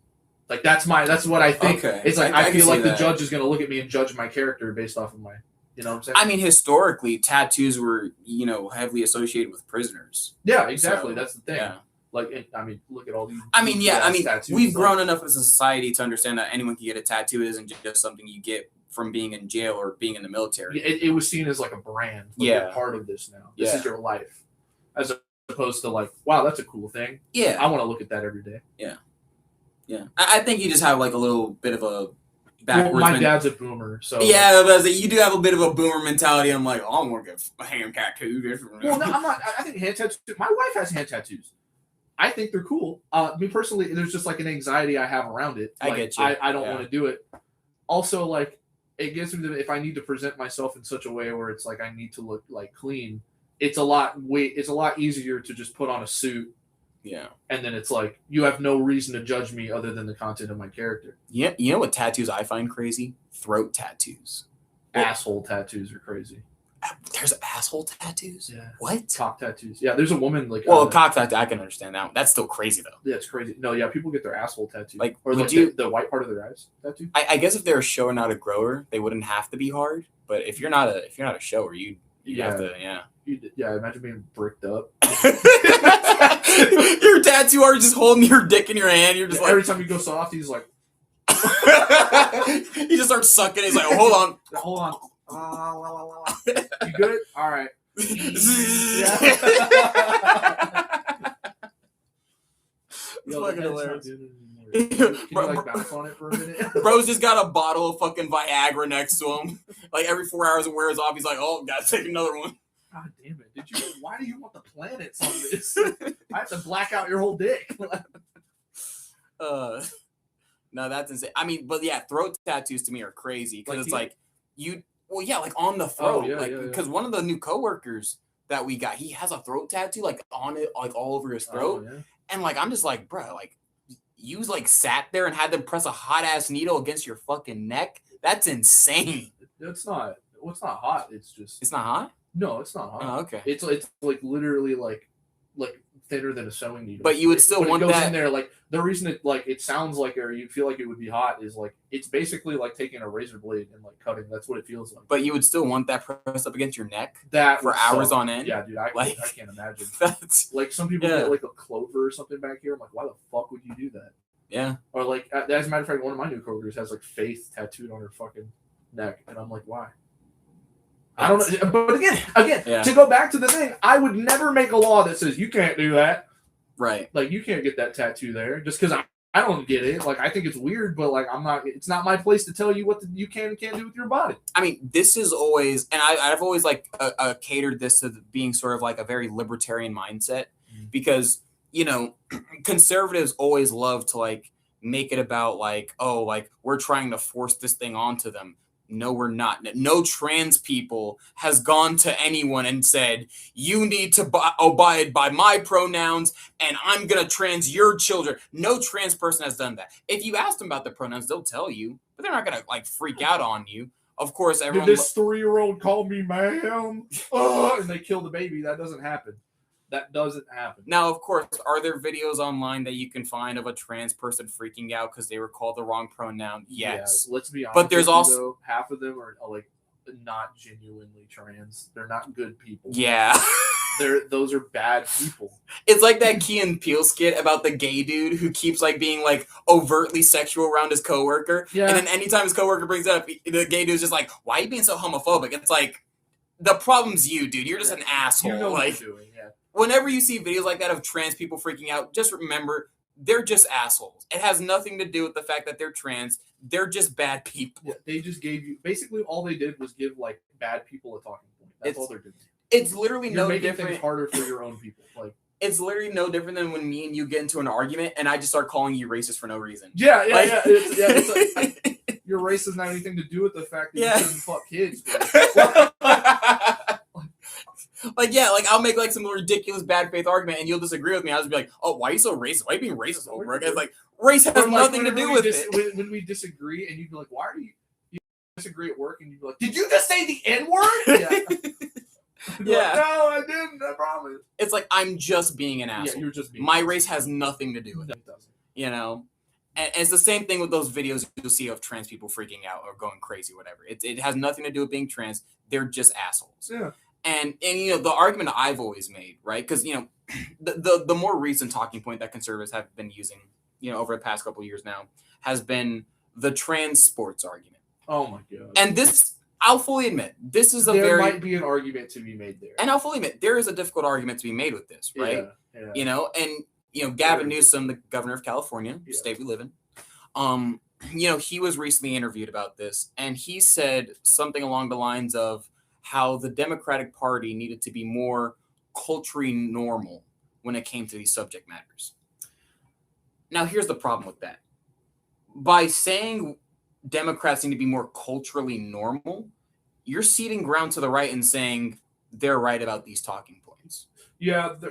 You're giving them like even your own people don't think they're normal. It's like, shut the fuck up, dude.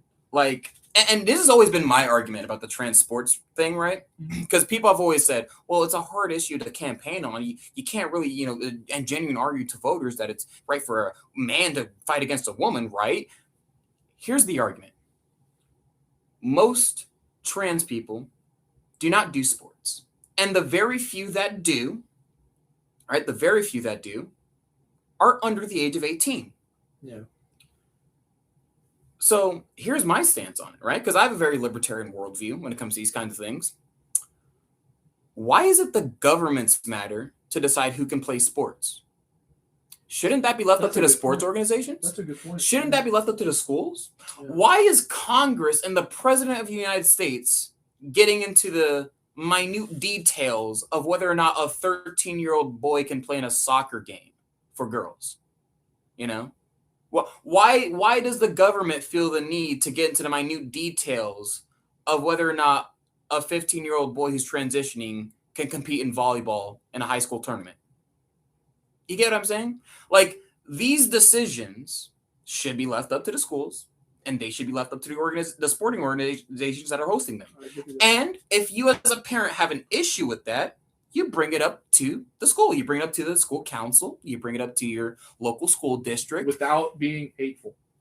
Yes, without being hateful, but you know for a fact most of the people who are going to bring up issue with that are going to be hateful individuals. But this is the argument against the trans rights issue, because Democrats have always had a tough time arguing this topic, and I understand it is very nuanced. But the mainstream argument that I've always had is that this is a position that should be handled at a local level. I agree. It should be handled by the schools. It should be handled by the organizations. 70-year-old white guys in Congress should not be deliberating this. I also agree with that. Yeah. It's such a Also, think about it like this. With all the issues in America, you're seriously telling me the issue of trans women in sports is your main priority? Because keep it real here. No one complains about trans men in sports. Whenever we talk about trans people in sports, it's always about trans women. No one gives a fuck about trans men. You know what I mean? Yeah. With all the issues going on right now, gas prices, cost of living, homelessness, world issues, global issues, conflict. You've got all these things going on, and yet you're choosing to focus on trans people. A very small, less than 1% of the U.S. population. Another way of, I don't mean to play the whole shadow government thing, but it's just another way to be I don't focus on this. Focus on this. Yeah, this is Don't worry about the Epstein files. Yeah, it's another way to be hey, that guy was talking shit about you. Hey, that guy doesn't like you. And now these sides are fighting, so you can go fuck off and do whatever the fuck you want to do. And then when they start looking at you again, you say some shit like Epstein files. What about the Epstein files? And everyone's yeah, what about those Epstein files? And then you bomb Iran, and people are what the fuck? And now they're not focused. All it is distraction. It's all distractions. It's all distraction. It's just talking points. It's all it is. Yeah. I realistically don't think they give a fuck about trans people, one way or the other. It's another distraction. It's another distraction. Yeah. Which is sad that the plight of these people who have, like I said, gender dysmorphia and things like that, the plight of them has been chalked up to a political distraction. It has. It absolutely extremely sad. I think they had enough to hear about black people back in the, whenever, they were kind of people, all right, well, and then that whole thing is snowballed into, now it's trans people. Yeah. And now. It used to be gay people. Remember during the Bush era, they were all about gay people. Yeah, I fucking hate gay people. Gay people shouldn't be able to. If I'm elected president, I will write a law that bans gay marriage. Yeah. Gay marriage is federally legal. Wait, we can't talk shit about gay people anymore? Trans people. Who's the next one on the totem pole? Yeah. And went from black people, the black community to the gay community to the trans community. What's next? Earthworms? What? Earthworms. I hate earthworms. No, it's gonna be butterflies because they got to caterpillar. Caterpillar. You ain't no damn butterfly. No damn butterfly. Trans caterpillar. Transpillar. You ain't nothing but a damn caterpillar. They're gonna find every female clownfish and force them to detransition back to being male. Put them all in the same cage so they're all men again. Stupid fucking clownfish. This is our clownfish detransitioning complex. It takes up X amount of water every year, just like ChatGPT. All the clownfish go extinct because of it. Yeah, right. Yeah. Finding Nemo doesn't exist no more. That's a trans allegory. That's what that is. Fucking good. No, I mean, not genuinely. The trans issue has always been a distraction. Yeah. And it's never been a serious issue. It's just never been. It's just not. Less than 1% of the U.S. population. Less than. Yeah. It's just never been that big of an issue. It's not that deep. It's never been. Not. And the fact that it's been made to. Yeah.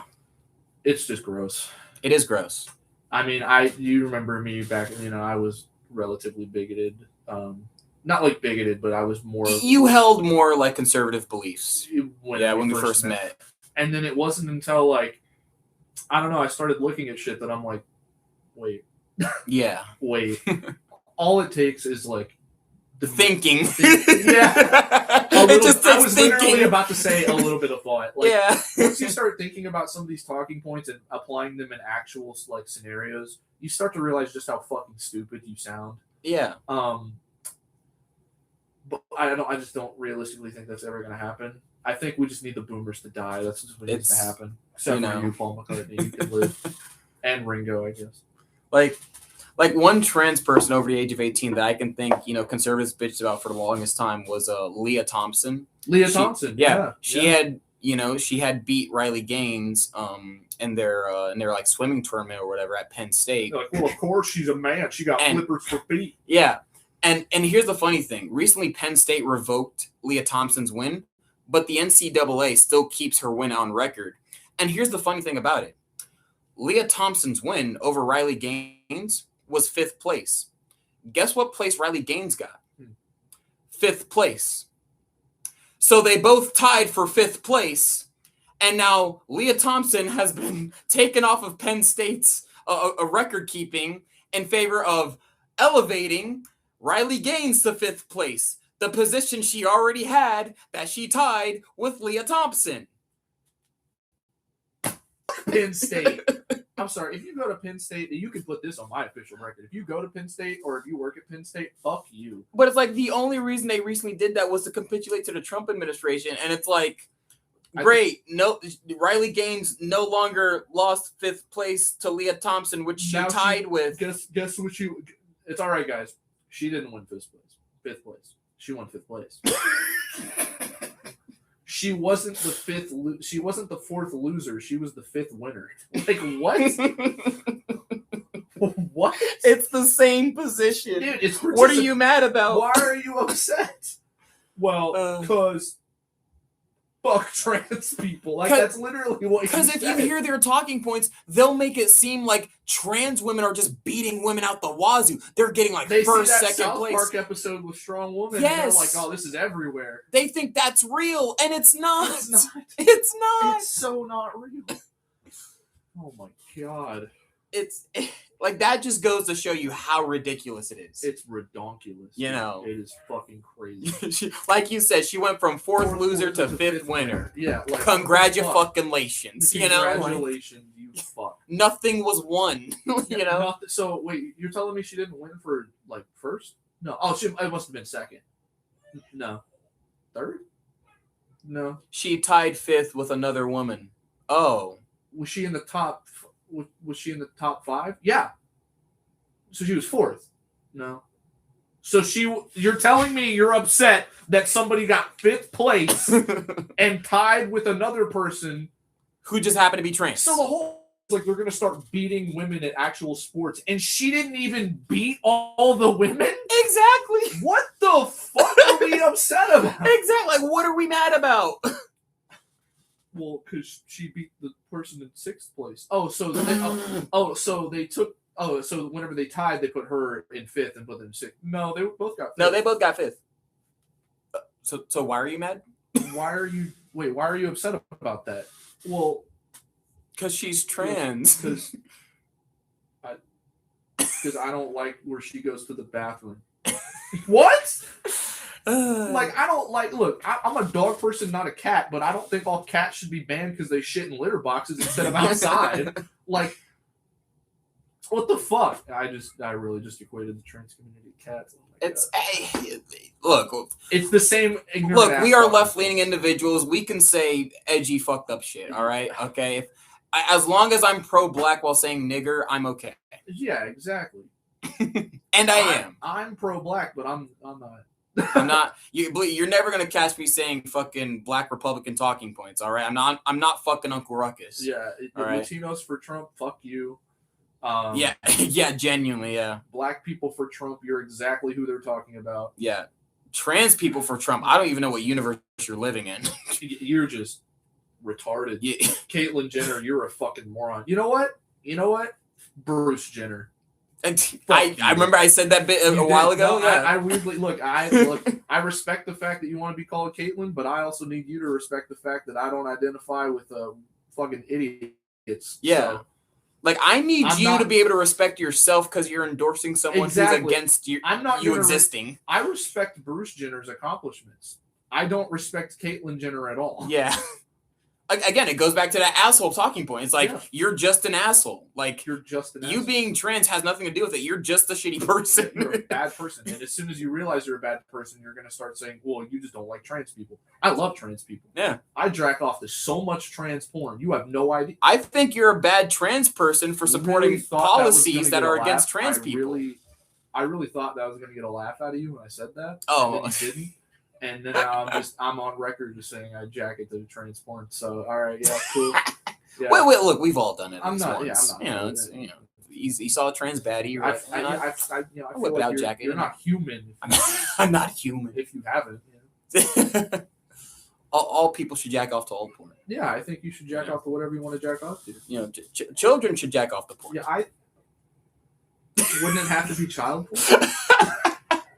There is a place. I used to make that argument before. You think that there's a place for child porn? Back when I was in high school, can watch it. Back when I was in high school, I used to make this joke about how there should be a form of porn for teenagers, and it should be made by teenagers with teenagers. You know how like when you log on to the hub, it's like, are you 18? Yeah. If you say 18, they kick you off the site. Yeah, they kick you off the site, yeah. You have to be 17 or under. You have to put in your birthday. Yeah. That should be the one that they ask for your driver's license shit for, not Pornhub Kids Edition, made by kids for kids.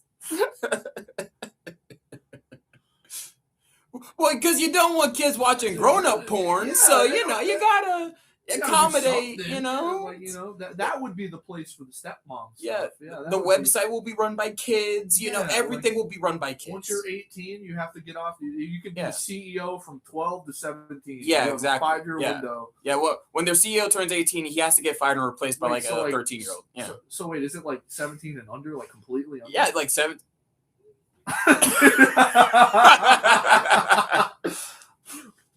As long as they're consenting children, yes. So like a 4-year-old? Like, is that what you're... Well, look, if two 12-year-olds could consent to each other to have sex... I don't think they can. They can't? I don't think... You've never heard stories... You've never heard stories in middle school. By law, I don't think they can. By law? Okay, by law, no people underage should be having sex. No, there's like 16 in some states. Or if two 15-year-olds have sex, isn't that by law technically illegal? That is technically... I think that is. Yeah, illegal. So like, couldn't they technically get in trouble? But like, no one's gonna prosecute them for that. Well, right, no one's gonna prosecute them for it. But like, like if they were 15 and fucking 8, like like that's fucking weird. Well, I mean, if they're both underage, does it matter? Yeah, I think so. I think. Well, because I knew friends in high school who were dating 13-year-olds. Well, no, okay. Let me rephrase that. My 15-year-old friend had a 13-year-old girlfriend. Is that weird? Because we were both sophomores and his girlfriend was still in the 8th grade. So, like, is that really that weird? Because they're only 2 years apart. Okay, well, how would you feel if it was 13 and 11? I mean, as long as they're both consenting. 11 and 9? As long as they're both consenting. 9 and 7. As long as they're both consenting. 7 and 5. How low are you gonna go? Until you're like, my talking point's stupid. Okay, look, kindergartners. Don't kindergartners kiss, like girls or whatever? Like they be like, oh, I got a call from like Susie, like. I mean, yeah, I see. I'm not saying they're gonna fuck. I'm just saying like they were dating. Yeah, like kids, like you'd be surprised. Like little kindergartners will like date each other, and their like headspace of dating is just like holding hands and hugging. You know what I mean? Yeah. Like, and that isn't illegal, right? No, it's no, but I would argue that the idea of that comes from like over sexualization in media, which is a whole other topic for episode 2. Really? I just think it comes from the kids just seeing their parents, kiss each other, and they just think, oh, well, it's normal for people to like each other. Yeah. I mean, like that's. I don't think it's weird when like if your son went to kindergarten and like he had a crush on a girl, you know what I mean? Like that's normal, isn't it? I mean, I guess. And crushes it, like that's fine. Like I don't know. I think 15. I'm not saying he's gonna be like making out and shit with like little girls in kindergarten. I'm just saying like well, let me ask you. What about 16 and 13? Is that weird? I mean, as long as they're both consenting, 17 and 13. You see, like once you start doing the age gaps, it does get weird. Yeah. But like, I feel like if it's like, in my mind, where I'm going with this is like, what's the real difference between 15 and 17? What do you mean? Like, okay, so like it's 2 years apart. It's 2 years apart. Yes. So you had a 15-year-old friend. Yes. Dating a 13-year-old. Yes. Yes. Yes, I did. Yes. So there's a 2-year difference there. Yes. So, 2-year difference between 15 and 17. Where's the difference there? It's just 2 years. It's just 4 years. 15 and 17? Wait. So 13 to 17. Okay, 13 to 17. Oh, right. That's just 4 years. Yeah. Oh, it's just 5 years. It's just 6 years. It's a slippery slope. Okay, I see the slippery slope argument, but like I don't think it's that weird because they were both like in the same building. Like, yeah. I don't think it's like inherently weird, but I do think that like I don't know. That's a slope. That could be a slope. That is a slope, but in my mindset, as long as it's within like a 2 to 3 year age gap, it's not that weird to me. Yeah, 9 and 12 is. I think there should just be an age. To be fair, aren't 9 and 12-year-olds basically the same? I'm sorry. Like, come on. Not really. Is it 12-year-old could have like hair on his balls, and a 9-year-old is still like has baby teeth. So if a 12-year-old fucked a 9-year-old, that would be bad? Yes. What? So if 2 12-year-olds fucked and they were both consenting, they should not be allowed to do that. I don't think it's right, but I don't think you could prosecute. 2 teenagers shouldn't be allowed to fuck. What do you mean? See, now you're being a hypocrite. No, I think you think all teenagers shouldn't have sex. I think you shouldn't. Look, I had sex at 14. Okay. So yeah, see, you're already being a hypocrite by saying, "Oh, I think it's weird." Yeah, she was the same age as me. Okay, I'm saying if 2 12-year-olds fuck, that's no different. I'm speaking more from the law perspective. Oh my god, the law. So then you're a criminal. You're a child predator, dude. You fucked the 14-year-old. When I was 14. Yeah, but do you still fuck the 14-year-old? That's a crime. Keep in mind. If you were 14 and you had naked pictures of yourself, that's child porn. Okay, how old were you when you first jacked off? I don't know, like 12. Pedophile. You molested a 12-year-old boy. Yeah, and I've made that argument before. You don't think I thought about every single bad faith argument to exist to man? Okay. I'm surprised that I've been doing this shit since middle school, buddy. You ain't passing up anything new over me. I think from the law's perspective, the age of consent has to be 21. I get that, because that's the age where you drink, and that's the age where you can buy a house. If I can get drunk enough to not consent, or if I can get drunk enough to consent is called into question, that should be whenever that's allowed. In my opinion. I've literally made arguments like that to like my 18-year-old, 19-year-old coworkers. Where it's like 21 should be, if you're going to make it 21 to age to drink, that should apply across the board. Yeah. Like I've literally had that conversation with like my 19-year-old coworkers where it's like, I could give you a cup of my own semen and it is legal for you to drink it. But if I gave you a cup of whiskey or just a shot of whiskey, that's illegal. That's illegal. Yeah. You can drink my bodily fluids. You can get nutted on in a porn video at 18. Yep. But you can't get a drink at a bar. Yep. Like, that's crazy. Yep. That's wild. That's wild. I can go off and fight. I can die for the country, but I can't buy a beer. Not die for the country. You can die for Israel. Oh, yeah. You can die for another country. And there's already been 13 motherfuckers that already died for Israel. Yeah. To bring it back to Iran after. Yeah. We went off on such a tangent, but we were having such a good combo. I didn't want to disrupt it.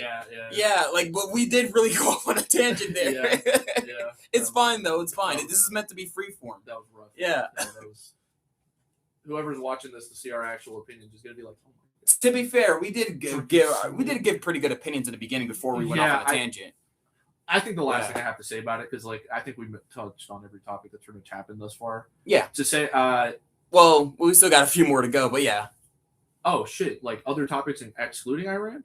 Well, yeah. I mean, there's other stuff that's happened, dude. Yeah. Oh, go ahead. Yeah. Yeah. I mean, if you want to wrap up like your opinion on Iran, you can go ahead. Yeah. It's bad. Yeah, I'm thinking you're gonna give like this philosophical, thought-provoking, thesis on like the issues with Iran, the complex and the neutralities of what we're doing in the Strait of Hormuz. Like I'm thinking like you're gonna go like deep into it, like give your thought-provoking thoughts, and instead you're just like, yeah, it's bad. It's not good. I mean, I'll give my closing statement on it. I think what we're doing in Iran is fucking atrocious. It's nothing short of a war crime. Yeah, it's and I'm glad, by the way, just to say briefly that the media is finally referring to this as a war, because there was a brief. Well, we haven't declared war yet. Well, okay, so it's not really a war. It's more like a series of skirmishes. Okay, but by that not to be fucking Fox News about it, but technically they are right. It's not a war. But by that definition, neither was Korea, neither was Vietnam, and neither was Iraq. We declared war on Vietnam. We didn't declare war on Vietnam, dude. There have only been 5 times America has declared war. Congress, because the declaration of war comes from Congress. We have declared war 5 times. War of 1812, the U.S.-American, or the America-Mexico War. America-Spanish War was the third one. World War I, World War II. You're telling me we never declared war in Vietnam? No. It was considered an authorized military involvement. I could pull this up on Wikipedia. This is true. The last time United States Congress declared war was in 1942. That is. You know what? You know what? You sound so confident. I don't even have to look it up. I believe you. No, I believe you. Okay. I swear to God, I believe you. Yeah. Okay. Well, fuck it. Yeah. All right. Yeah. So So no. Technically, we have not declared war on a country since World War II. Didn't we declare war on terrorism? Again, military intervention. Yeah. You know, like. Yeah, so just authorize the military to say. So like this is bad. So yeah, like if you ever see people going around saying, "Oh, this isn't a war because Congress didn't declare it," keep in mind, Congress didn't declare Korea, they didn't declare Vietnam, and they didn't declare Iraq. They declared military interventions in those countries, but they did not declare war. But what do we still call all those? War on terror, the war, the Korean War, and the Vietnam War. Yeah, and the Iraq War. And the Iraq. We still call them wars, even though Congress technically didn't declare it. Also, keep in mind, a declaration is literally just a piece of paper. Like, actions speak louder than words. Yeah. All right? What we are doing through our actions is a war. A pedophile, but if you fuck a baby, like, yeah. Well, do they call me Seamus the fence maker? No, you fuck one baby. Well, technically, if you like fuck what is it, like teenagers, you're technically not a pedophile. You're like a hebiophile. Yeah, but you can't. But like tell people the difference without sounding like a pedophile. Exactly, yeah, right. Like that's the bit. Like you can't say, "Oh, I'm not attracted to children under 12. I'm attracted to children under 15." And it's like, either way, that's bad. Like I don't like. The fact whoever came up with the different definitions is probably a pedophile. Yeah, exactly. It's like it's the same thing with like declaration of war. It's like, oh, Congress didn't declare war. We're bombing civilians and military. We shot a fucking destroyer off the coast of Sri Lanka. Sunk a destroyer. That shit is at the bottom of the ocean. It doesn't matter if Congress did declare or didn't. We are doing it. Yeah. And I'm glad that the media has acknowledged that by addressing it as such, by calling it the Iran war or the war in Iran, because there was those first couple of days where they were just referring it to as a joint operation, a attack on Iran. They were using all this liberal terminology for it. And I'm glad within like the past week or so, they've just embraced the moniker of calling it a war, because that's what it is. It's a war. It's a fucking war. If you can call what we did in Iraq, Vietnam, and Korea a war, this also counts as that too. It absolutely is. I definitely. And you know, my closing statement that I have to say about it is really that it's just utterly fucking disgusting. The fact that we're killing civilians, the fact that we're killing children, the fact that we're doing this not for our own foreign policy beliefs, but for fucking Israel.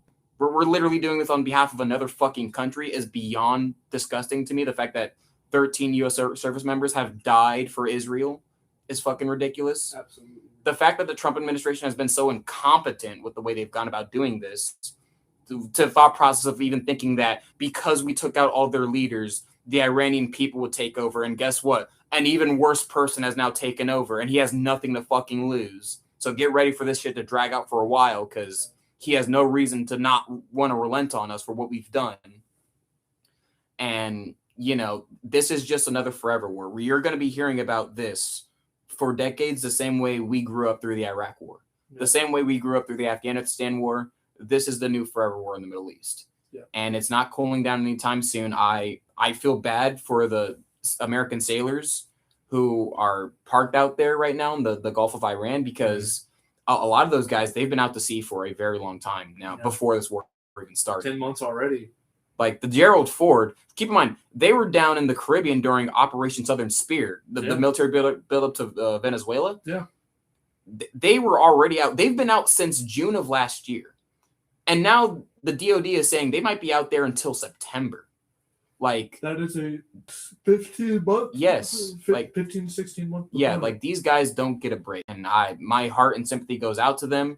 At the same time, though, they are supporting a military injunction against the country where they more than likely have launched, aircraft and torpedoes that have literally bombed children. So a lot of them probably don't support it. Oh, a lot of them. Honest. I mean, let's be. I mean, we know a lot of military members. I mean, there are a lot of people in the military who just treat it like a job, right? It's an everyday job. Yeah. And it pays well, gives a lot of great benefits. You get free housing. Yeah. I can understand why someone, if not for, patriotic reasons, just for the sake of getting bank, I can understand why someone would enlist. There's a lot of good monetary reasons for it. Right. And, I just know for a fact, a lot of those guys, they don't want to be there. They probably don't support this, but, and I'm going to say this, they are just following orders. And hats off to them being able to be safe out there, because if anything happens to them, I'm going to feel bad. But at the same time, when you strike a school full of children, I don't think you can expect the country not to retaliate the way they've been doing so. Yeah. So, yeah, that's my closing statement on the Iran war. Fair winds and following seas. But at the same time, good luck. Good luck. Good luck. Yeah. So, on lighter news, I don't know if you saw this, but this literally happened just a few days ago. Is this actually lighter news? This is actually lighter news. Okay. Yeah, so literally just 2 days ago, as of this recording, this was posted by Variety. Family Guy spinoff Stewie set for Fox with 2-season order. Out of nowhere, a fucking Family Guy spinoff featuring Stewie Griffin gets announced, and it's coming out in the fall of next year. What? What the fuck? Yeah.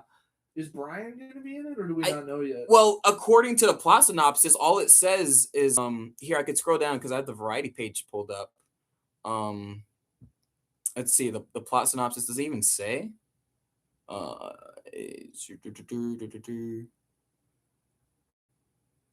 Okay, the official synopsis of Stewie reads, after getting a boot from his old preschool, Stewie is forced to enroll in a new one that's not exactly top of the line.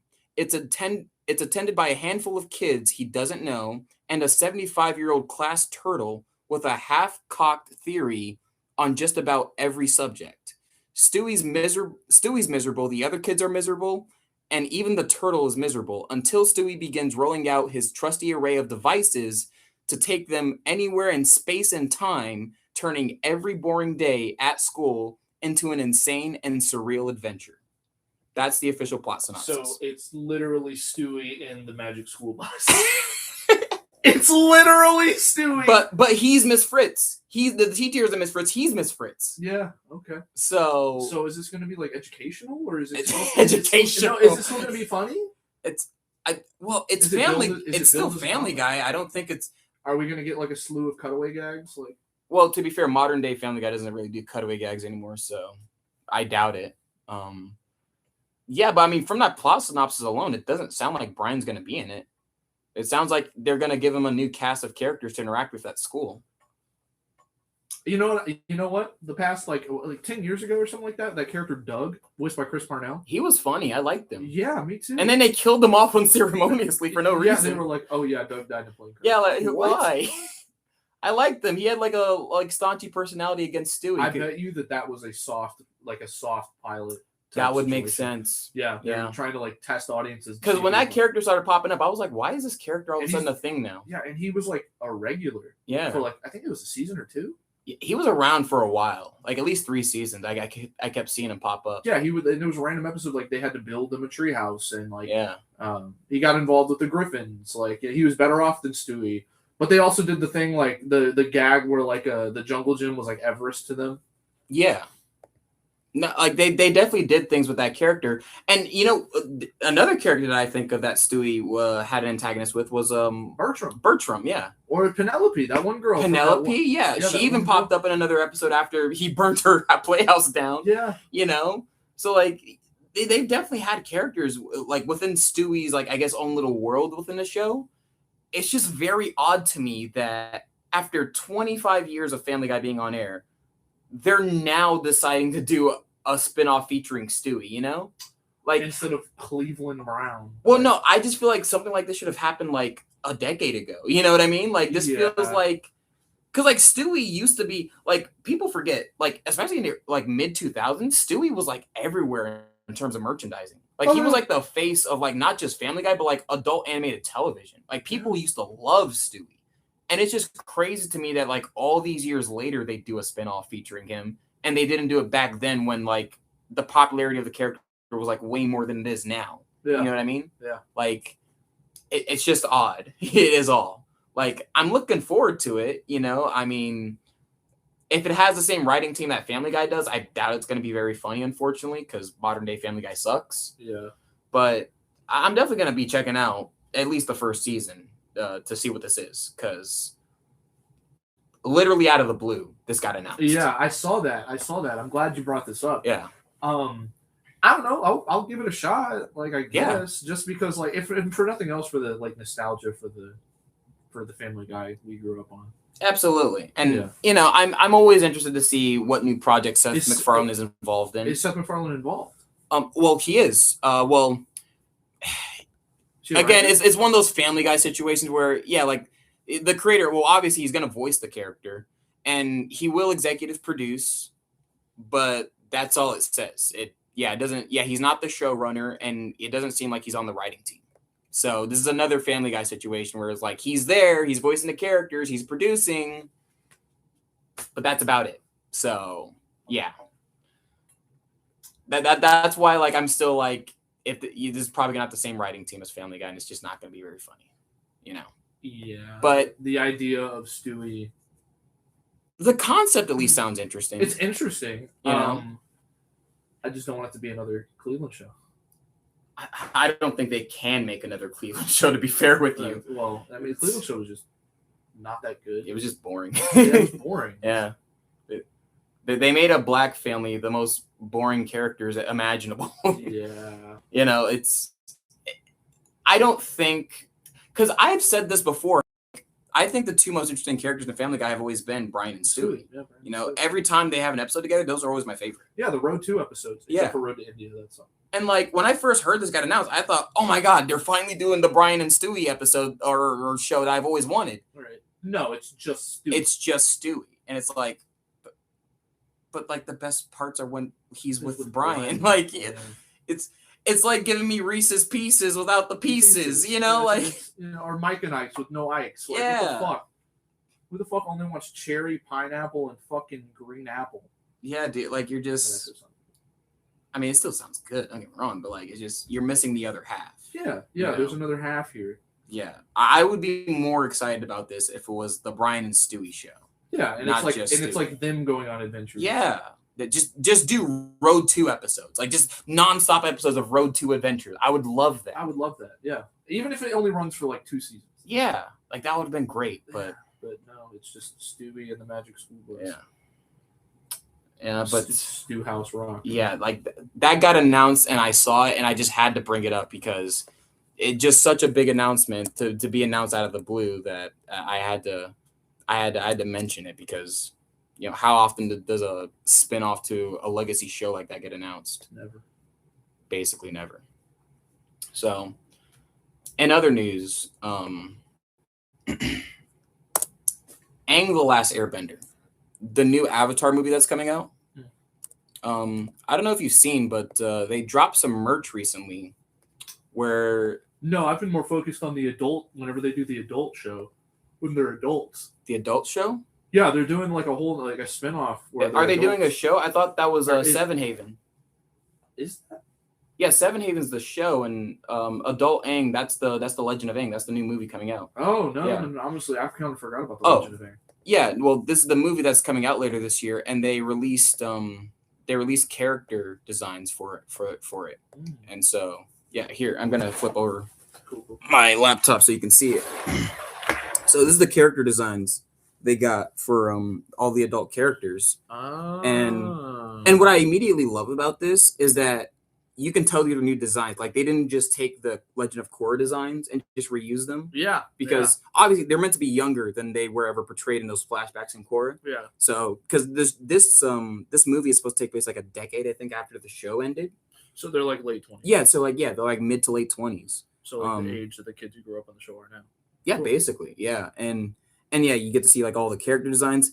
There's a new character though. This character back here with like this arrow that he has. I don't know who the fuck that is. The main theory right now is that that's the villain who's voiced by Dave Bautista. He definitely looks like Bautista. Yeah, but here's the thing. He's an airbender. He's an airbender. He's got airbending tattoos. So there's another airbender? Like what? What does that say? the last airbender. Okay, here's my theory. Because we have no idea what the story is. My theory is that they're gonna find another airbender, and like he's initially gonna be like a part of their team, right? Because Aang's gonna be like super excited, right? He's gonna be like, "Oh my god, another airbender! I've never seen." You must also agree to my pacifist philosophy. Yes. And he's like, "Oh, I killed people." Yeah, and then like he turns out to be a bad guy, or like they end up having an argument about how to deal with like maybe like some issue going on in like the fucking either that kingdom or whatever. Be like a syndrome type situation where he like idolizes Aang. That too, it could also be a syndrome situation. Yeah, I didn't even think about he that. He gets the tattoos and shit, and like. Yeah, he's not even an airbender, but he idolizes Aang so much he gets the tats. Like, I work alone, buddy. Yeah. And then he grows up resenting him. And he's like, maybe he's like one of the fire. What do they call it? The Fire Nation like colonists or whatever. Because have you read the comics? No, I haven't read that. So there's a comic where like because keep in mind the Fire Nation invaded Earth Kingdom territory. Yes. Well, when the 100-Year War ended, Fire Lord Zuko and Aang were like they had a disagreement because Aang was like, "Get them the fuck out of the Earth Kingdom territory," and he's like, "I can't just use these people have lived there their whole lives. I can't just." Oh, the Fire Nation people. Yeah, he's like, "I can't just tell them get the fuck out of their home. Yeah. They've lived there," and it's like, well, Aang is like, "It's not their home." So but they get into a fight. They've lived there for years. Like you can't. And he's like, "Well, it wasn't like that when I was a kid," and Zuko's like, "Okay, boomer." Yeah. Like, so it's like a whole thing, right? Maybe he's like, I don't know, something like that, and he's upset with some of the things that changed after the 100-Year War. Because it looks to me like he's got like either Earth Kingdom or like Fire Nation like clothes type vibe. Yeah. Like his colors scream like Fire Nation to me. The fact that he has a darker skin tone implies... It implies to me that he's either Water Tribe or Earth Kingdom. Because we've only seen darker skinned people in those two tribes. Because they're based off of different... Yeah, like because Earth Kingdom is like Asia basically, or not Asia. It's like meant to be China mostly, because China's like very big and diverse and has like a lot of different ethnic groups. Right. Whereas the Fire Nation is like Japan. That's Japan, Imperial. Japan. And then the Water Tribe are like Native American Indians. Yeah. You know. Yeah. And then air nomads are just Tibetan monks. Yeah, Tibetan monks. Yeah. Who have been genocided, much like the real life Tibetan monks. Yeah. So like the fact that he has darker skin, that tells me he's either Water Tribe or Earth Kingdom. It's very interesting though. It's very, very interesting. I can't wait for this movie to come out. It's been in development now for like 5 years. It's the original creators, right? Yeah, it's the original creators. Yeah, they're working on it because they announced like in 2020 that they were going to be part of the live action show, and then they left the show. Oh, did they? I didn't know. Yeah, they were originally supposed to, from what I remember anyways, they were supposed to be a part of it, and then they left like a year after it got announced, and it's like, oh, damn, and then it came out and everyone hated it. Yeah. I watched like the first couple episodes. It was bad. Yeah, it was bad. I just couldn't do it. It's like, oh, well, we got the casting right this time. It's like, this is not supposed to be live action. It's just not. I mean... And it was just bad. Was the casting for Katara and Sokka really correct? They just made them not white like they did in the like they're clearly drawn to be brown skinned in the show. I just feel like you would get brown actors to play them, you know? Like oh, we got Asian representation, but they're not brown. You know, like you couldn't have got South Asians. If you got South Asian, that would have been fine. Yeah, but it's better than M. Night Shyamalan's. That's a very low bar. Yeah, it is. That's an extremely low bar. The worst movie ever made. Yeah. You know, it's like saying, well, it's not as bad as the worst thing ever made. Like, okay, sure, but like that's not good. Also, like they didn't even get his name right in that movie. They called him Ong. It's Dang. They called him Ong. Yeah. And they imply that you can only firebend when there's fire around. Oh yeah, because in the show it's with the sun, but in the movie it was just like when fire's around they could do it. Yeah, when the sun is, it's not necessarily when the sun is out, but when the sun is not blocked. Yeah, like during the eclipse, that's the whole plot of like season 2. Yeah, is the invasion of the Fire Nation. They were going to invade on the day of the eclipse because there would be like a 15-minute window when they're completely powerless. Sort of like whenever the like the moon, the full moon happened or whatever the fuck at the end of season 1, and they were able to defeat everybody. Yeah. I mean, I think the worst thing in that movie was the fact of just like how whitewashed they did Katara and Sokka. Yeah. Like, they got the whitest, blue-eyed white like, people they could find. The only thing that would have been more insulting is having Michael Cera playing, like... you know, but you see Graham, and, like, she's a white lady with blonde hair and blue eyes. It's like, bruh. Like, that is not Graham. Like, she is clearly brown in that first episode. What are you doing? And it's like, what's her name? It's like Kana. Like, no, the fuck it's not. It's fucking Beth. Like, shut up. Like... They also like did some like weird like changes with the racial dynamics in there too. Like the Fire Nation were like Middle Eastern instead of like Japanese inspired the way they are in the cartoon. Yeah, I remember all the firebenders freaked out whenever Iroh like started firebending at the end of the thing. They're like, he's firebending without fire. Like that's firebending. That's how in the cartoon they never needed. It's just ridiculous. Yeah, it was a bad movie. Yeah, it was a very. I mean, I doubt the Netflix show is nowhere near as bad. It's probably more faithful, but it's still. Bad. Yeah, it's so bad. You just can't adapt these animated, you know, and it's like the thing I talked about with comic book movies, right? How like so many of these things would be better conveyed in animation than in live action because you just have so much liberty with animation that you're able to get away with, you know? Like in the TV show X-Men 97 that just came out like 2 years ago. There's a scene where the superhero Rogue is like fighting a bad guy on the surface of the moon. And she is not breathing oxygen. They are in space. Mutants cannot breathe in space. But you never question it because, for one, it's a badass fight scene. And two, it's animated, so you suspend your belief. If that had been live action, you would have been questioning it a lot more. Yeah, dude. Like, whenever Sonic punched Shadow all the way to the fucking the moon, I was like, can they breathe? Yeah. But it's like, it's just, yeah. Oh, wait, that's the new Sonic movie, the live action one? Oh, okay. I haven't seen that one. Yeah, okay. yeah. But that would also make sense, though. Yeah, you would question that. He punches Shadow so hard, he flies to the moon, and then they're talking on the moon. I'm like, you can't talk, like, in the vacuum of space, because you wouldn't hear it. It probably does help the fact that, like, they are animated characters in a way, though, because they are CGI the entire time. Yeah, but the fact that they're photorealistic, they're trying to be real, so it messes with your brain. In space, like, what the fuck? Like, no one questioned it. I think I was the only asshole in the theater that was like, what the fuck? Like, it is a kid's movie, so you're kind of just meant to be like, okay, whatever. But it's still like, why? You know, like, it's like... Because at least if it had been a cartoon, you wouldn't question. It's like, yeah, but they were powered up with the Chaos Emeralds, and it's like, okay, well. Oh, they were powered up with the Chaos Emeralds? Yeah. Oh, okay, then they can breathe in space. And in the Sonic games, you fight many levels against Eggman in space where Sonic has a Chaos Emerald and he can breathe. Yeah, like that's a thing from the games. Okay, I'm sorry. When you said that at first, I thought he didn't have the Chaos Emeralds, but now knowing that he does, that makes sense. Yes. But they lose the ability and then they start talking. Oh, wait, they lost the Chaos Emeralds and then they were still breathing in space? Yeah, so, like, Sonic, like, detransitions from gold to blue and Shadow from gold to black, and they, like, talk. And I'm like, what the fuck? Okay, yeah, that is a problem. It's rough. It's rough. See, because I'm a genuine fan of the Sonic games. I've played almost all of them, so, like, I do know my lore pretty well. Sonic can't swim, but he can breathe in space if he has the Chaos Emeralds. Hey man, did you watch the Knuckles show? It's logic for. I never checked that show out. It just didn't pique my interest. Look, I admire the Sonic movies for what they are. They're like early 2000s children's films. Think Alvin and Chipmunks. Beverly Hills Chihuahua. I love those movies.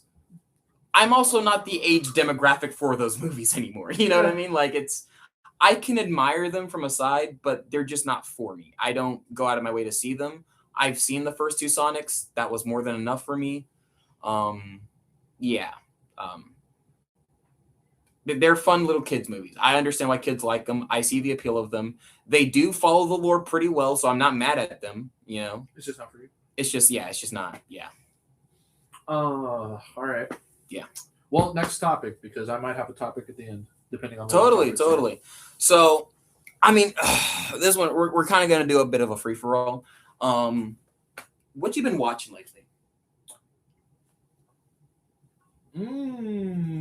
Like anything new, like other than TikTok reels that you scroll for 3 hours straight. Right. What have you been watching? What's the last thing I watched for real? Like any new movies, shows you checked out? I can't really think of anything new that I've checked out lately. No. No. Have you been rewatching older stuff? Yeah. Well, I've started rewatching HBO's Oz. Okay. That is such a good show. Yeah, you told me about that. That's the prison show. That's the prison show. Yeah, dude, that is. And J.K. Simmons is in that. J.K. Simmons, yeah, and he says the N-word, and it's awesome.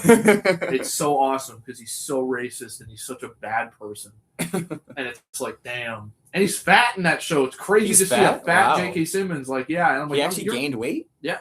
I don't know if he gained weight or if he was just fat at the time. Oh, okay. And then he got buff as he got. Because I've never seen J.K. Simmons fat, so that's wild. Well, no, because Spider-Man came out and he wasn't fat in Spider-Man, so he had to have dropped the weight pretty fast. Wow. Yeah. A fat J.K. Simmons. Yeah, he's all fat and he's like racist and he tattoos his name on guy's ass. It's awesome. So you're rewatching it? Because I remember you telling me you were watching it last year. Yeah, no, it was actually 2024. I wanted to rewatch it. I'm like, is this really good or did I just think it was good? And no, it's pretty good. Oh wow. Yeah, it's the very first show I think HBO did that. It's either the first show that they did in general or the first one that was rated M.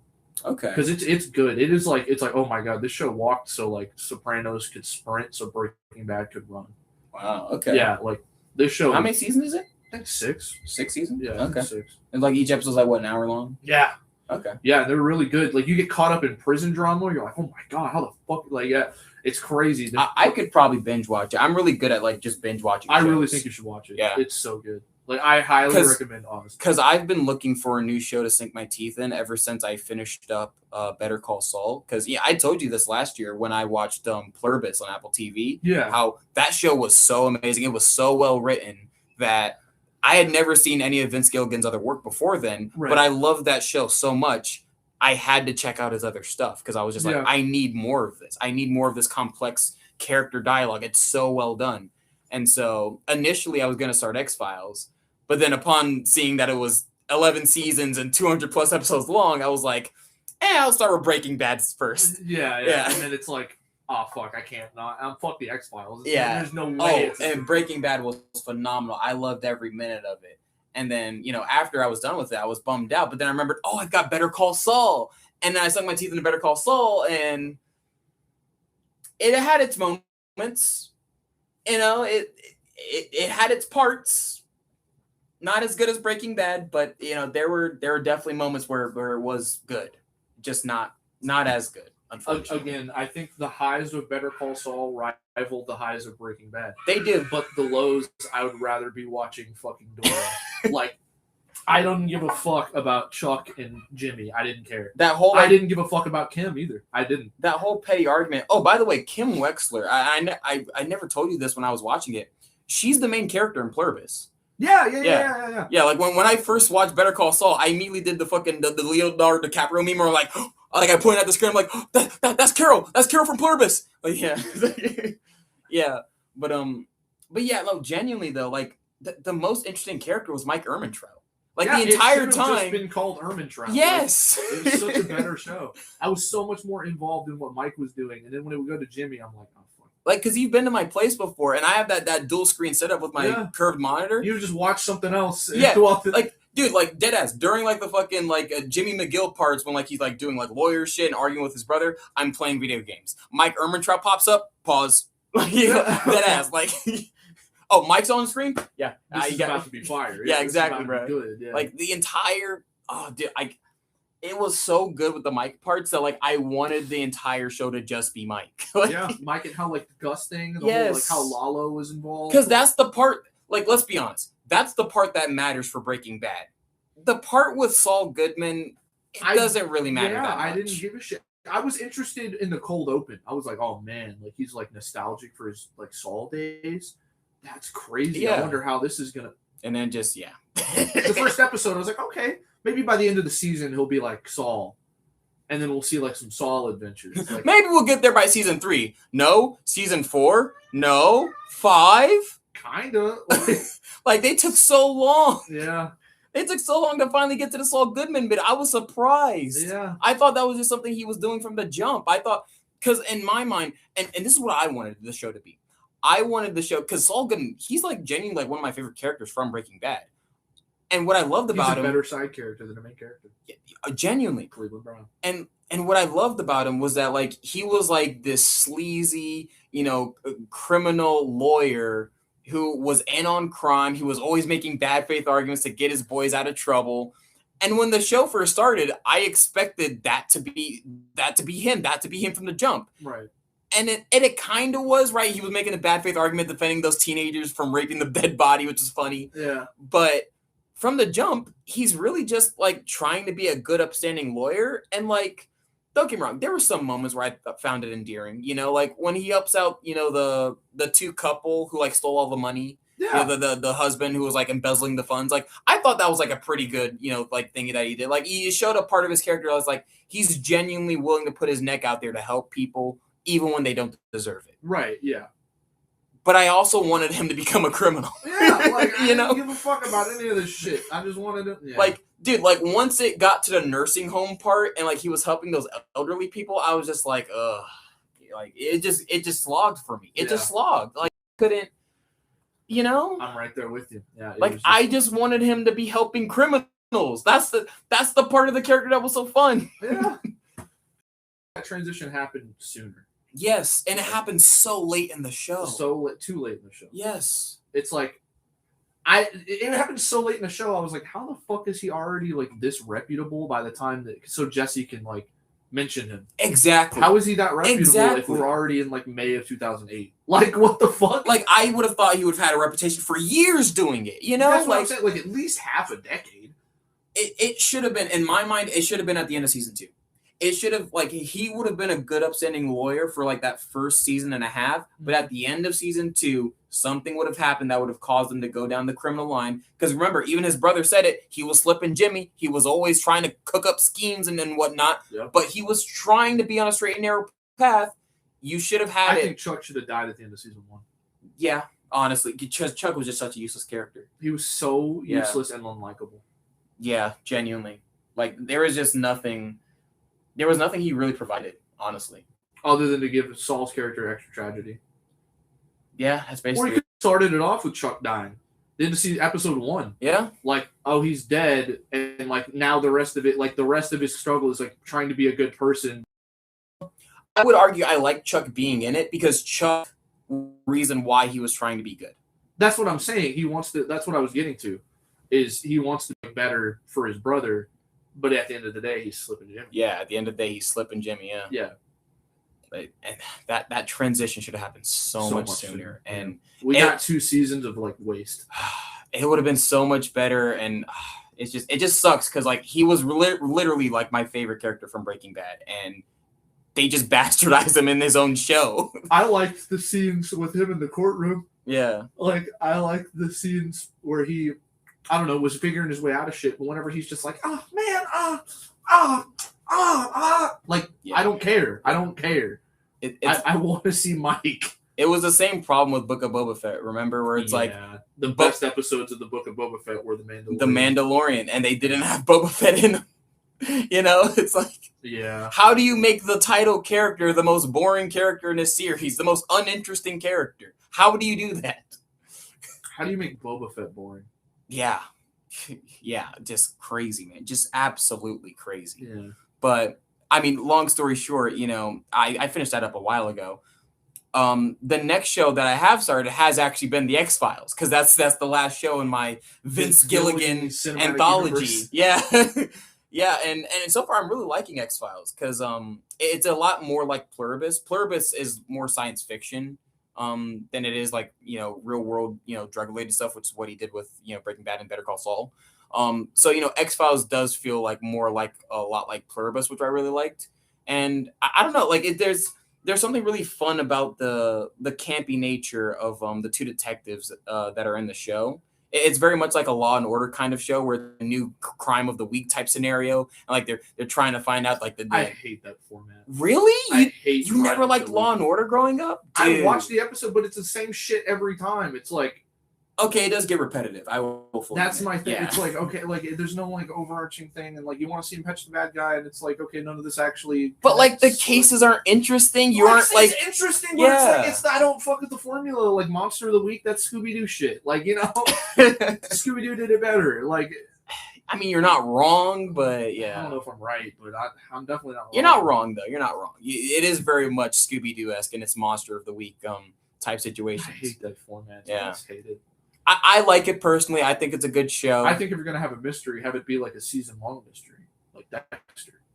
Yeah, that would make more sense. I could see that. Yeah, it's something to build towards, that like all these clues are connecting together. I get that. Yeah, and like, by episode 6, you're like, I figured it out. And then it's like, oh, shit, that was just the first piece of the puzzle. Like, that's you know what I'm saying? No, like, I get you. Instead of like, in 44 minutes, we've figured out who the bad guy is, where he lives, who his wife is, we killed him, like, it's over. Yeah. Like, okay, all right. And episode 2 is like, oh, now there's a new bad guy. It's like, all right. Yeah. And then why is fucking Vanilla Ice Tea here? Like, what the I said Vanilla Ice.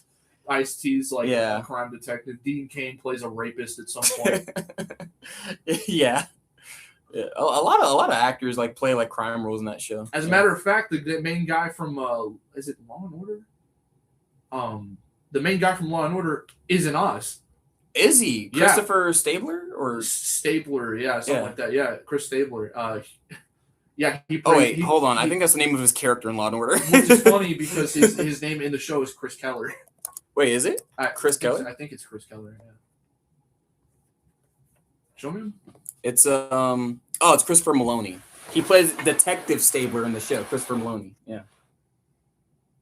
Yeah, that's him. Yeah. He's in Oz. Oh, he's in Oz too. Yeah, that's dope. The guy from the Allstate commercials is in Oz too. Really, the Allstate dude? Yeah, the Allstate dude is. Does he say, "Are you in good hands"? I'm sure he does at some point, but no, he's one of the main characters. Oh, really? That's dope. Yeah, there's like 6 main characters. You follow like sometimes like 6 main characters. That's a lot. You'd think, but I don't know. All their stories like intertwine and shit. So like it intertwines in like a cohesive way that works. In a very cohesive way. Okay. Plus it's like it's prison. Like sometimes you're following the black people, sometimes you're following the wise guys, sometimes you're following the white supremacist. The white supremacist, yeah. J.K. Simmons is the white supremacist. Oh, okay. Yeah, no, it's a very good show, and like you'll be like, okay, now for this episode, okay, so they just took out this guy, so that's going to cause problems with the wise guys, like, and then there's prison wars because you're following all the different narratives that are going on, and you understand like it. To the characters, like, oh, it was an unprovoked attack, but you've actually been watching the guy who attacked him the whole time. Yeah. And he did a deal with this guy so he can get this. Yeah, it's like so you get all the different perspectives. You get all the perspectives. Yeah, that's interesting. I like that. It's a very good show. And then on top of that, you follow some of the administrative people. Yeah. Okay. As a matter, what's that guy's name from Ghostbusters? The black guy. Ernie Hudson. Yeah, he's the warden. Ernie Hudson's a husband. He's warden wow. in the show. Okay. Leo Glenn. He plays a warden. Wow. Yeah. Speaking of prison-related media, I recently watched for the first time Shawshank Redemption. Really? Yes, for the first time? I've seen Green Mile. I have never seen Shawshank. It's so good. Yeah, and it's so good. I mean, I would argue it's kind of better than Green Mile in my opinion. Green Mile is only okay, controversial. It's a good movie. It's only remembered for 2 reasons. The same way Dark Knight is like bastardized. Michael Clark Duncan's dead. Also, if it wasn't for like that movie would not be remembered. Okay, it's not just the I'm scared of the dark, right? There's other moments too, right? There's good moments. I'm tired, boss. I'm tired of being lonely. I'm tired of all the hate and pain and I feel in the world. It's like shards of glass in my head. Like, come on, bro, that doesn't resonate. It resonates, but I feel like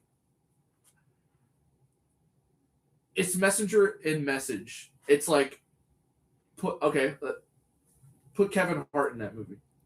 Dude, you cannot have Kevin Hart be John Coffey. That's ridiculous. Yeah, that's what I was saying. All right. What about Sam Jackson? Sam Jackson can make it work. I think Michael Clark Duncan makes that movie as special as it is. Sam Jackson is a well-versed enough of actor to where he could have pulled it off. Not as well as Michael Clark Duncan, but he could have pulled it off. Scared of the dark, motherfucker. Yeah. You really think that's the only performance fucking Samuel gives? Like, what? Like, goddamn. I get that he often gets some serious gourmet shit. I mean, he does get typecasted in those roles, very much the same way Kevin Hart gets typecasted. But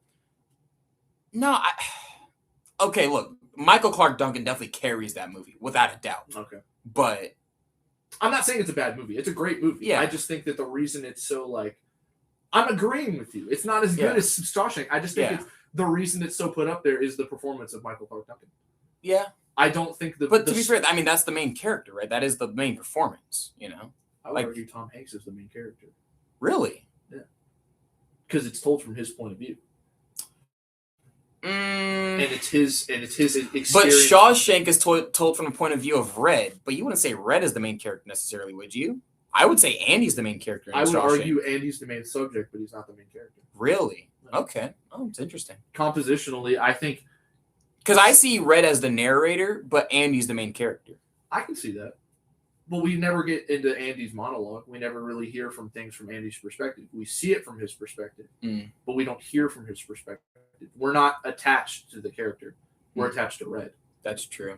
And also, unreliable narrator. You don't grow some attachment to Andy? No, you do, but you're experiencing the same attachment that the character Red is feeling towards Andy. That is true. Yeah, I'll agree with that. And again, because we're not in Andy's head, now I could be wrong. I mean, maybe I'm having a bad interpretation of it, but like I think the same thing with Green Mile. Yeah, John Coffey is the main subject, but I don't think he's the main character. Yeah, because it's being narrated by Tom Hanks' character. Well, yeah, it's narrated. You're seeing his character's memories of that person. Yeah.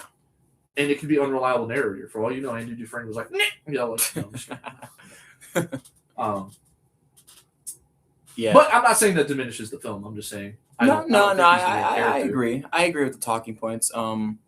Yeah, I mean, it was just, I just never seen Shawshank for some reason. Like, I'd always seen Green Mile. I'd always seen Mist, which was Frank Darabont's other Stephen King adaptation. Other than The Walking Dead Season 1.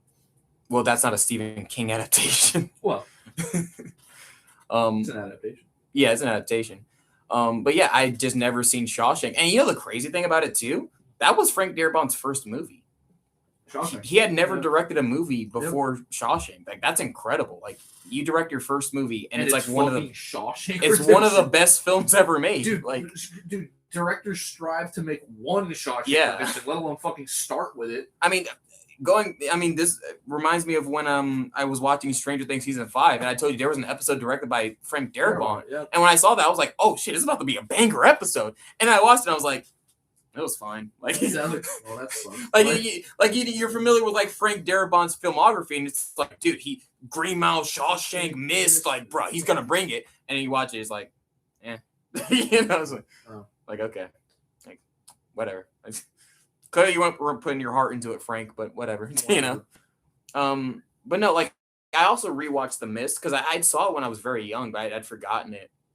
And one of the funny moments in the movie is that one of the military dudes, like, like the main military guy who's in the store with all the civilians, he's played by Sam Witwer, but I didn't notice that was Sam Witwer until towards the end of the movie when they're throwing him out and he does the classic fucking angry face that he does as Star Killer. And when he did that, I was like, that's fucking Star Killer. Like, that's Maul. I didn't realize it for the entire film until he made that face. And I was like, holy shit, that's Galen Merrick. Oh my God, that's Jason. Yeah. Oh shit. You gonna get that? That's my kid. Oh, okay. You sure? It sounds. That doesn't sound like a kid. You sure that was a kid? My house is haunted. It's haunted. Yeah, we put the lock on because my house is haunted. No, it was definitely him doing it. Okay. Yeah. Yeah, but no, like when I saw his facial expression, I realized it was the same way where I was like, holy shit. Because like he just has that iconic angry face that he does. Yeah. Yeah. Fucking I hate everybody mode. You want to know the funny thing about The Mist though? The ending of that movie, that's not how it ends in the book. Oh, yeah, they do that all the time in movies, yeah. No. But like what I'm saying is the main character shooting all the people in the car, including his son, that doesn't have a book. In the book, he just drives out into the mist with the belief of hope that they're going to find someone and that they're going to be safe. Like that's how the book ends. In Frank Darabont's version, he has him murder his son and all the people in the car, only to realize that the military was taking care of the infestation the entire time. Like, the reason I'm bringing this up is because, like, unlike Green Mile and Shawshank, that's, like, the one Frank Darabont adaptation of a Stephen King novel where he completely changes the ending. And it's so fucked. Like, it's such a fucked ending, you know? I would argue it's a better ending, but yeah. Well, no, I agree it's a better ending. I liked how fucked it is. But, like, it's just funny to me that Frank Darabont read the novel and was like, nah, he should just kill them all.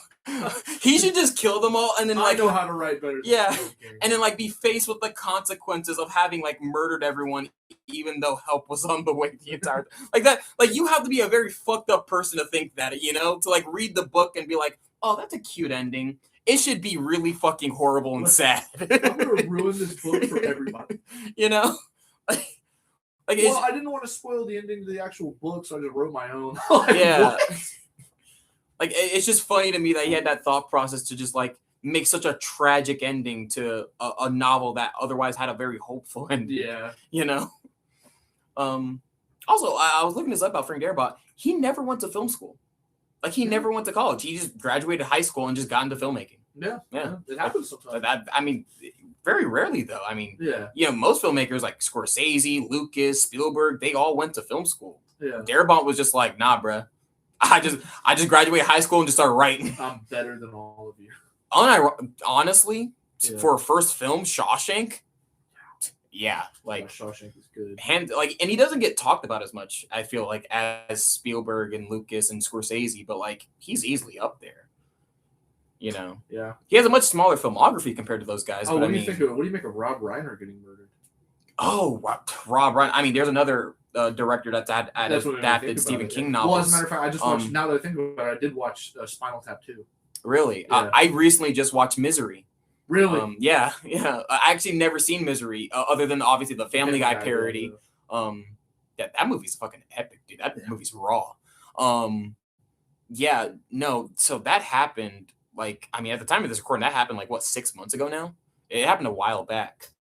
Yeah. I didn't think it was that long. Yeah, it's been a while since it happened.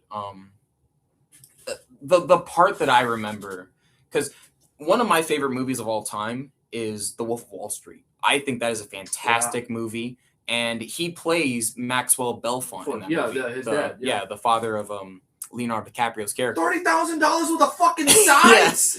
Yeah. When he's on the phone and like he tells him to say it again, and then Leonardo just goes and just collapses on the floor. There were so many great moments in that movie. It's my hands down favorite movie of all time.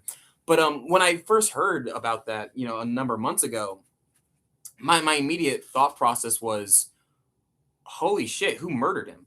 And then to find out that it was his son. Yeah. That his son like just had a crazy schizo episode because the son had mental problems for many years now, and like just murdered him and his wife. Like, yeah, like that was. But that happened in December.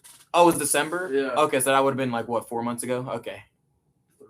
Yeah, 3. Yeah. No, 4. It would have been 4 because we're in March now. Yeah. So yeah, 4 months. January, February, March. That's 3. Oh, 3? Okay, you don't count December. Oh, you don't? Okay, my bad.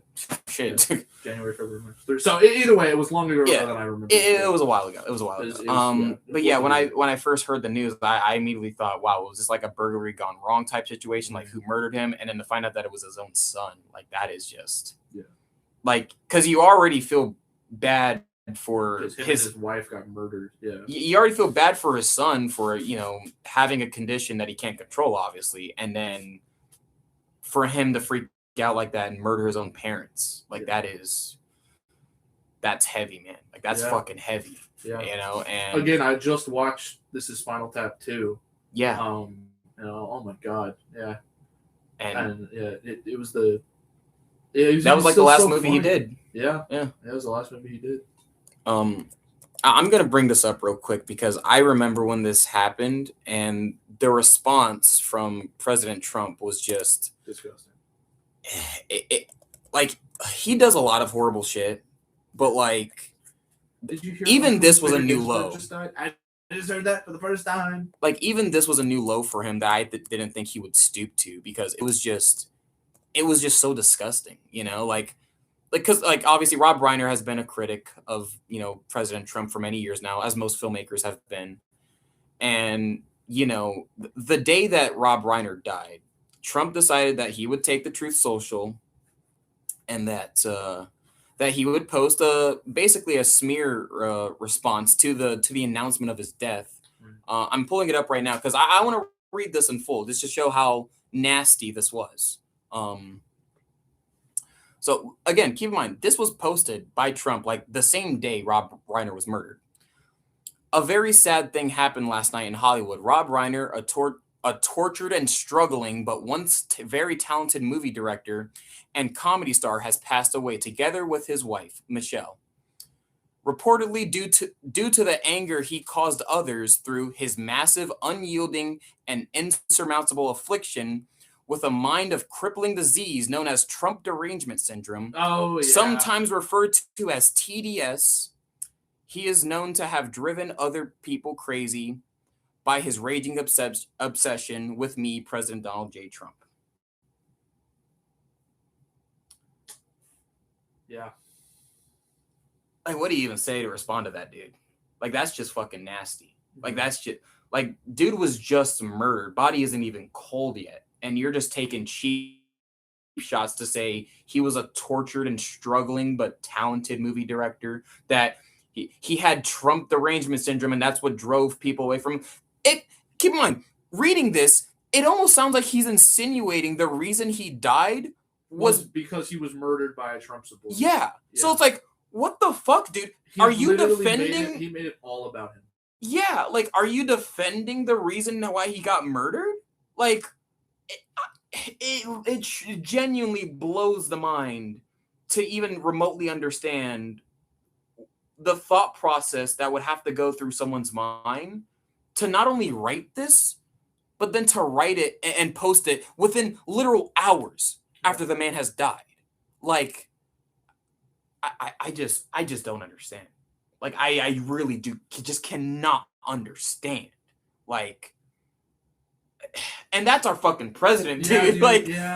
If any other president had done that, dude, there would be like fucking, like, it's just crazy to me that Fox News will just sweep everything under the rug, because like their president will do this and they'll just ignore it. Yeah, like you can't say shit like that. You just can't. Yeah, you can. You just can't. It's distasteful. It's nasty. It's just downright wrong.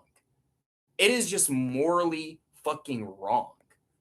And obviously, at the time that he wrote it, it wasn't known that Rob Reiner had been murdered by his son. But like, it's still crazy to think that he would even write that and say that. It's just, it's so fucking disgusting. It genuinely makes me want to vomit. Yeah, like, it really does. It's gross. Like, it's just fucking nasty. That's just nasty, really dude. Is, yeah. No. Like, what is wrong with you? What the fuck is wrong with you? Like, I don't get how people can support him, and I don't get how people can stand by him when he does shit like that, amongst hundreds of other things. But that alone should just show you how distasteful of a human being that he is. Like, just utterly fucking incredulous, just beyond comprehension.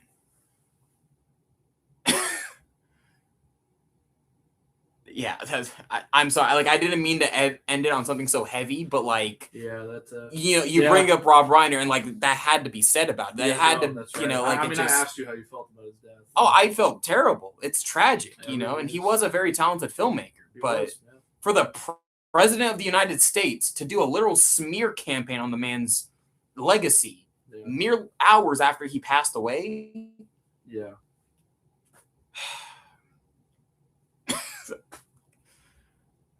I don't know. Listen, like,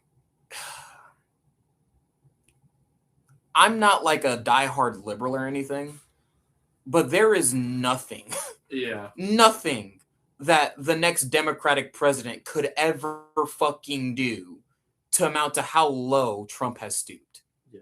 Like, anytime Fox News bitches about, you know, God forbid Gavin Newsom, you know, is president in 2029, anytime they bitch about him, I'm just going to repost that fucking tweet. Because you just can't. I'm sorry. Anything Gavin Newsom does in the far future, 4 years from now, compares nothing to what Trump has done and that tweet alone. Yeah. Like, that is just, like, you're going to criticize, you know, what Gavin Newsom does in 4 years for this, but when Trump was saying all this crazy shit, y'all were silent. Like, it's just beyond words. Absolutely beyond words. And, you know, and conservatives wonder why Hollywood hates them. Yeah. Like, bro, this is your president. This is what he says about one of them. Yeah. Like, that's crazy, bro. You're fucking gross, dude. It's just, you're gross. Yeah. Yeah. Just a disgusting human being, genuinely. I agree, dude. 1,000%. Yeah. Anyway, this is Spinal Tap 2 is a really good film. It was really funny. Yeah. It was really good. I haven't seen it yet, but I believe it. I have Paramount Plus, so I'll definitely be checking it out. Definitely my favorite bit is the one with Paul McCartney. That's my favorite. Oh, Paul McCartney's in it? Yeah, he makes a cameo. Oh, that's cool. Yeah, they're like writing a song. Paul comes in, he's like, "Hey guys, like, you know, I was listening to you in the booth. Like, I got a couple notes." And whenever he's like on his way down, they're like, "Do we stand? do we salute? Do you salute?" Exactly. Yeah. I mean, he is a Beatle. Yeah, I would think that too. Yeah, he like comes down. He's like trying to give him pointers, and like the main guy's like, because he's writing this song that's like terrible, and he's like, "How do you feel that you got to like write with Paul McCartney?" He's like, "I felt like he was an asshole." He just ran in and started throwing his weight around. It's like, it's hilarious. Yeah, it's good. You know, I mean, I guess, you know, speaking of, musicians, I guess in general, the new Michael Jackson biopic that's coming out. Do you plan on watching it? Yeah, I want to watch it. I love, dude, music and biopics. I mean, you don't typically go to the theater to see movies, though, so. No, I'll probably just wait until I can legally watch it somewhere else. Right. No, but Janet Jackson has already spoken out about how she hated it. Really? She didn't like Janet the movie? Jackson didn't like it. Wow. That's interesting. Here's my problem with biopics and the biopic formula. Here, we can just take these off. Just put it to the side, bro. It's getting sweaty. I know, dude. Oh, fuck. My problem with biopics is when they run into what I call the Wikipedia problem. Okay. Where I think a biopic is more interesting whenever it focuses on a period of a person's life. Not their whole life. Not their entire life? No, because how can you condense someone's life into 2 hours? Yeah. Effectively. Yeah. You're always going to fuck something up. My favorite biopic is probably Love and Mercy, about the Beach Boys' Brian Wilson. It focuses on 2 crucial periods of his life: the 60s psychedelic, like Pet Sounds era, and the 80s period when he was being abused by his psychiatrist. So they just skip over the 70s part? Yeah. Okay. Yeah, they just completely skip it. All right. It shows his mental decline, and then it picks up with him and a psychiatrist. Like the entirety of all that, it's just fat. It's filler. You don't need it. I guess my only issue with that is that, don't you feel like you're missing out on part of the artist's, like, life if they do like big time jumps like that? Like, because obviously they can't, like, go over every single day, but like you would want them to at least cover like every decade, right? Wouldn't you? Like, no, because it makes a more interesting story. If you want to read about if you want to learn about their life, look them up. Okay. If you're making a film, it has to be both coherent and true to what actually happened. Take the Elvis biopic, for example. there's a lot in that film that is completely glossed over. The entirety of the 60s is pretty much completely glossed over. Up until 68 when the comeback special happened, but it didn't talk about his affair with Anne Margaret.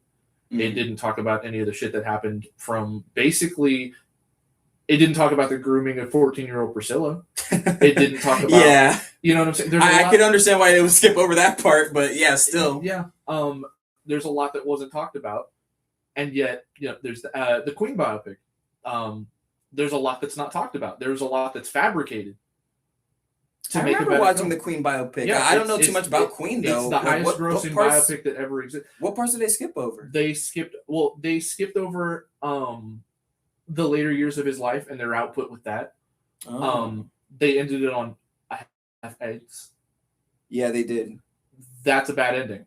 That is a very bad ending, in my opinion. Yes. Well, I would have made. Well, because to me it was like covering his life, so he died from AIDS. I felt like that kind of made sense. But yeah, that meeting happened right after Live Aid, or right before Live Aid. Freddie Mercury died 6 years later. There's really? Yes. Oh. It wasn't like I have AIDS and he died a year later. He literally, they released like 3 more albums. Oh wow. Including one posthumously. I'm actually surprised that he lived that long because AIDS in the 80s was like a death sentence. Epidemic. Yeah, it was a death sentence, but it doesn't mean you're going to die tomorrow. Magic Johnson has AIDS. Well, yeah, and true. He's still alive. Yeah, and he had AIDS in the AIDS epidemic. Yeah. Yeah, I feel like it's a more interesting film to focus on a period of someone's life rather than running into the Wikipedia problem. Oh, we got to talk about this. Now we got to talk about this. And if we don't talk about this, but we got to talk about this. No. What's the most interesting part of their life? If you, like the Brian Wilson biopic, they didn't spend the first hour making the meteoric rise to the Beach Boys in the 60s. They had a 3-minute montage of them like getting popularity, and then it comes in right when Brian Wilson decides he's gonna the actual film starts in that aspect of, hey guys, I don't really want to do the touring thing anymore. I want to stay home and write songs. That happened in 1964. 1964. The Beach Boys recorded their first single in 1961. There's 3 years. It's just filler. Why would we need to see an hour of them doing concerts that don't matter to the overall story? I don't know. I feel like it's running into a Wikipedia problem. Yeah. It's the same reason I'm kind of nervous for these fucking Beatle biopics that are coming out. Because they're doing each individual Beatle and like how in depth are they going to go? What I want is I want it to be told from 4 different perspectives. Because the perspective from John Lennon's side of Beatlemania is not the same as Paul McCartney's. It's not the same as George Harrison's. George hated the Beatlemania years. He hated that shit. Paul reveled in it.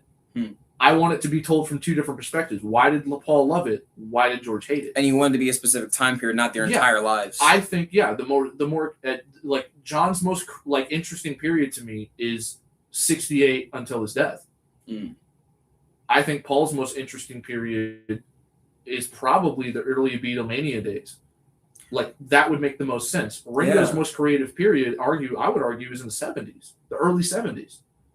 George is the same way.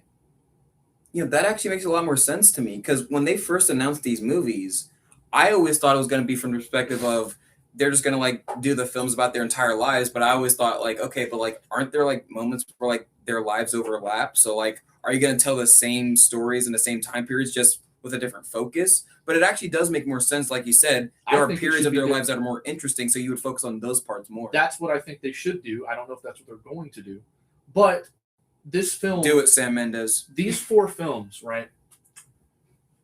It has never in history been allowed by the estate of both George Harrison, John Lennon, and their, obviously their spouses and children, and Paul and Ringo, to create a Beatles biopic.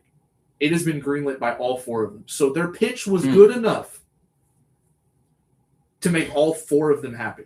Interesting. That is very interesting. So I'm very much with open arms, but I'm not without my reservations. You cannot tell the story of Beatlemania or the entire story of the Beatles by doing the Wikipedia thing. You just can't do it. Also, we've gotten like 8 different movies about John Lennon. If you're going to see those movies, you're probably a fan anyways. Right. So you know all the history. You probably already know the like general hit points of the history. Also, Midas Man came out last year about Brian Epstein. We don't need to learn about Brian Epstein again. Yeah. I don't want it to run into the Wikipedia problem. Also, in the Elvis movie, there are totally fabricated things that never happened. He never fired Colonel Tom Parker. That never happened. He never threatened to fire him. He didn't perform trouble and get arrested. That didn't happen.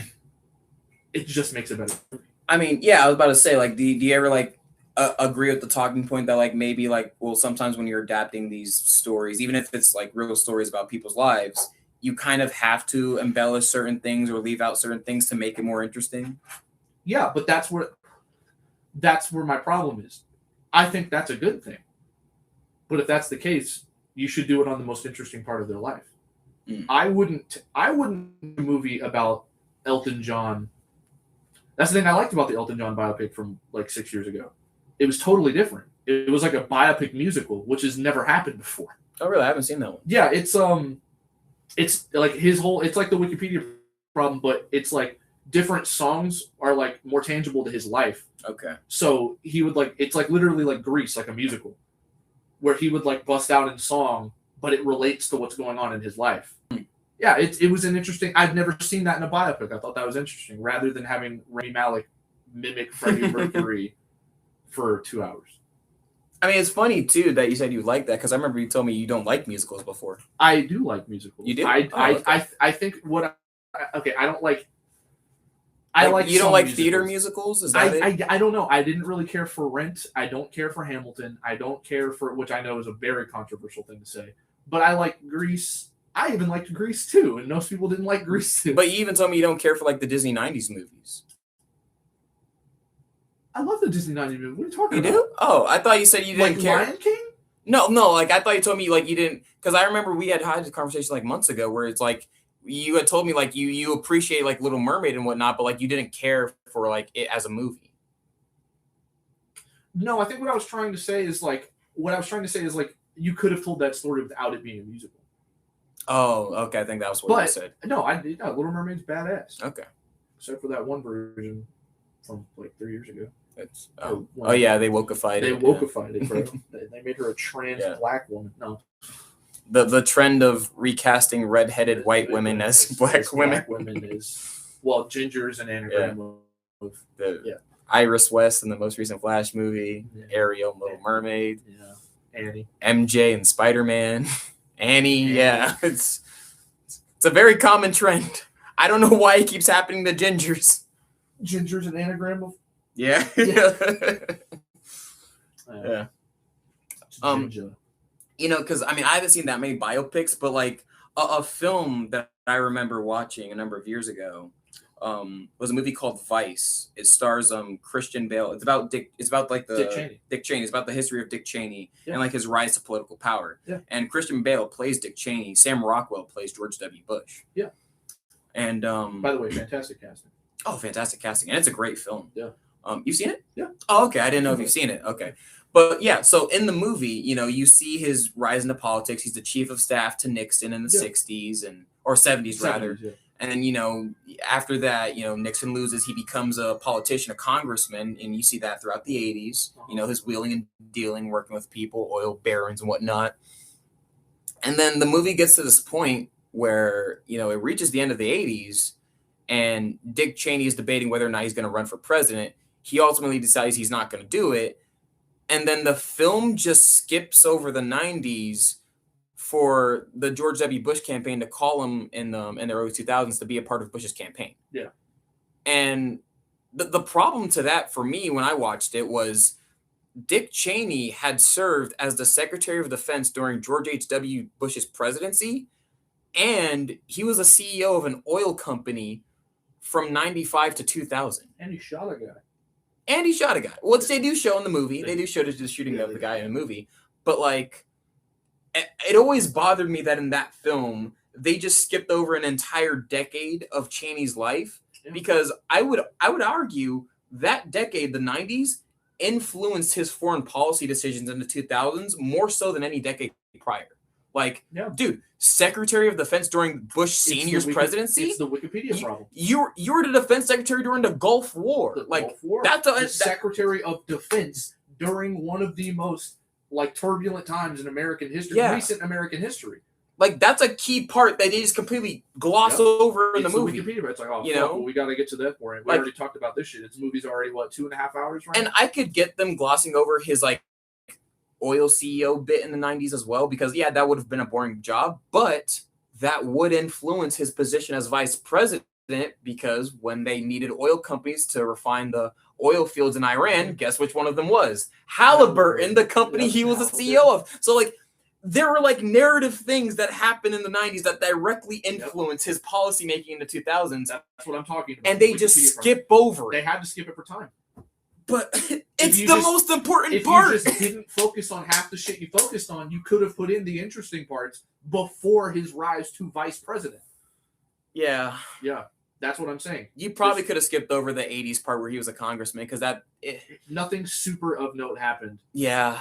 It shows how he's able to manipulate his way into powerful positions, but meaningfully though, it's not as important as the 90s. Yeah. Especially not meaningful enough to the story. Yeah. All right, clip this part out, but let's say I get let's say I get a modicum of success with this music thing, right? Sure. And they write my biopic in 60 years. Julian Morgan. They're not going to focus on my military history. Why? Because I'm a fucking cook. I don't do anything important. It's not like I'm... Damn, so you're saying I'm not going to be in your biopic? I'm saying that, depending on whether or not you stick around in my life, I mean, it's got to be pretty hard with us being, states apart. Yeah, but now we have a podcast together. That's true. You could probably do some over the internet and keep it going. Yeah, that's true. Yeah, that's true. Yeah, you got a point. Yeah. That you just become an internet friend until you move to Texas. Assuming I'm going to move to Texas. Assuming, yeah. If it's good real estate out there, I might. It's great real estate. Okay.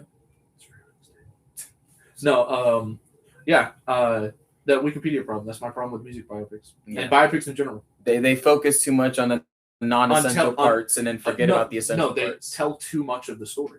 Mm. It's a movie. Yeah.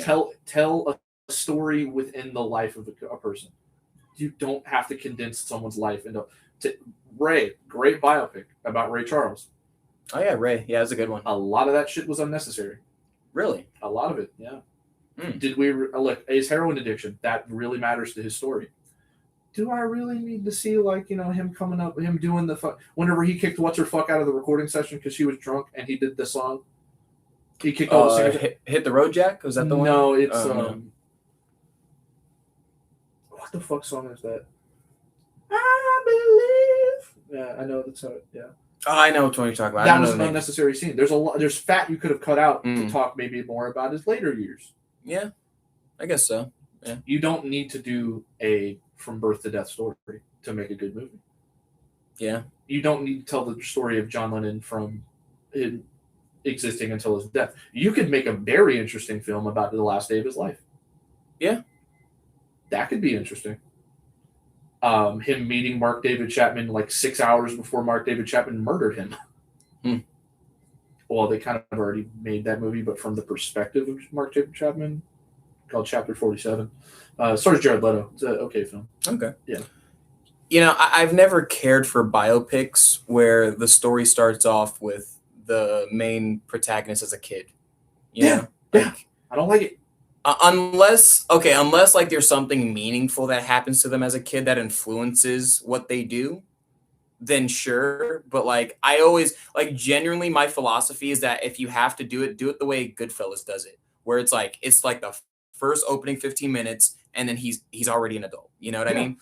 You get those first opening 15 where you see, Henry Hill as a kid. He's being recruited by the mob. He's doing all this stuff for them. They help beat up the mailman when the mailman gives his dad the letter from school. Right.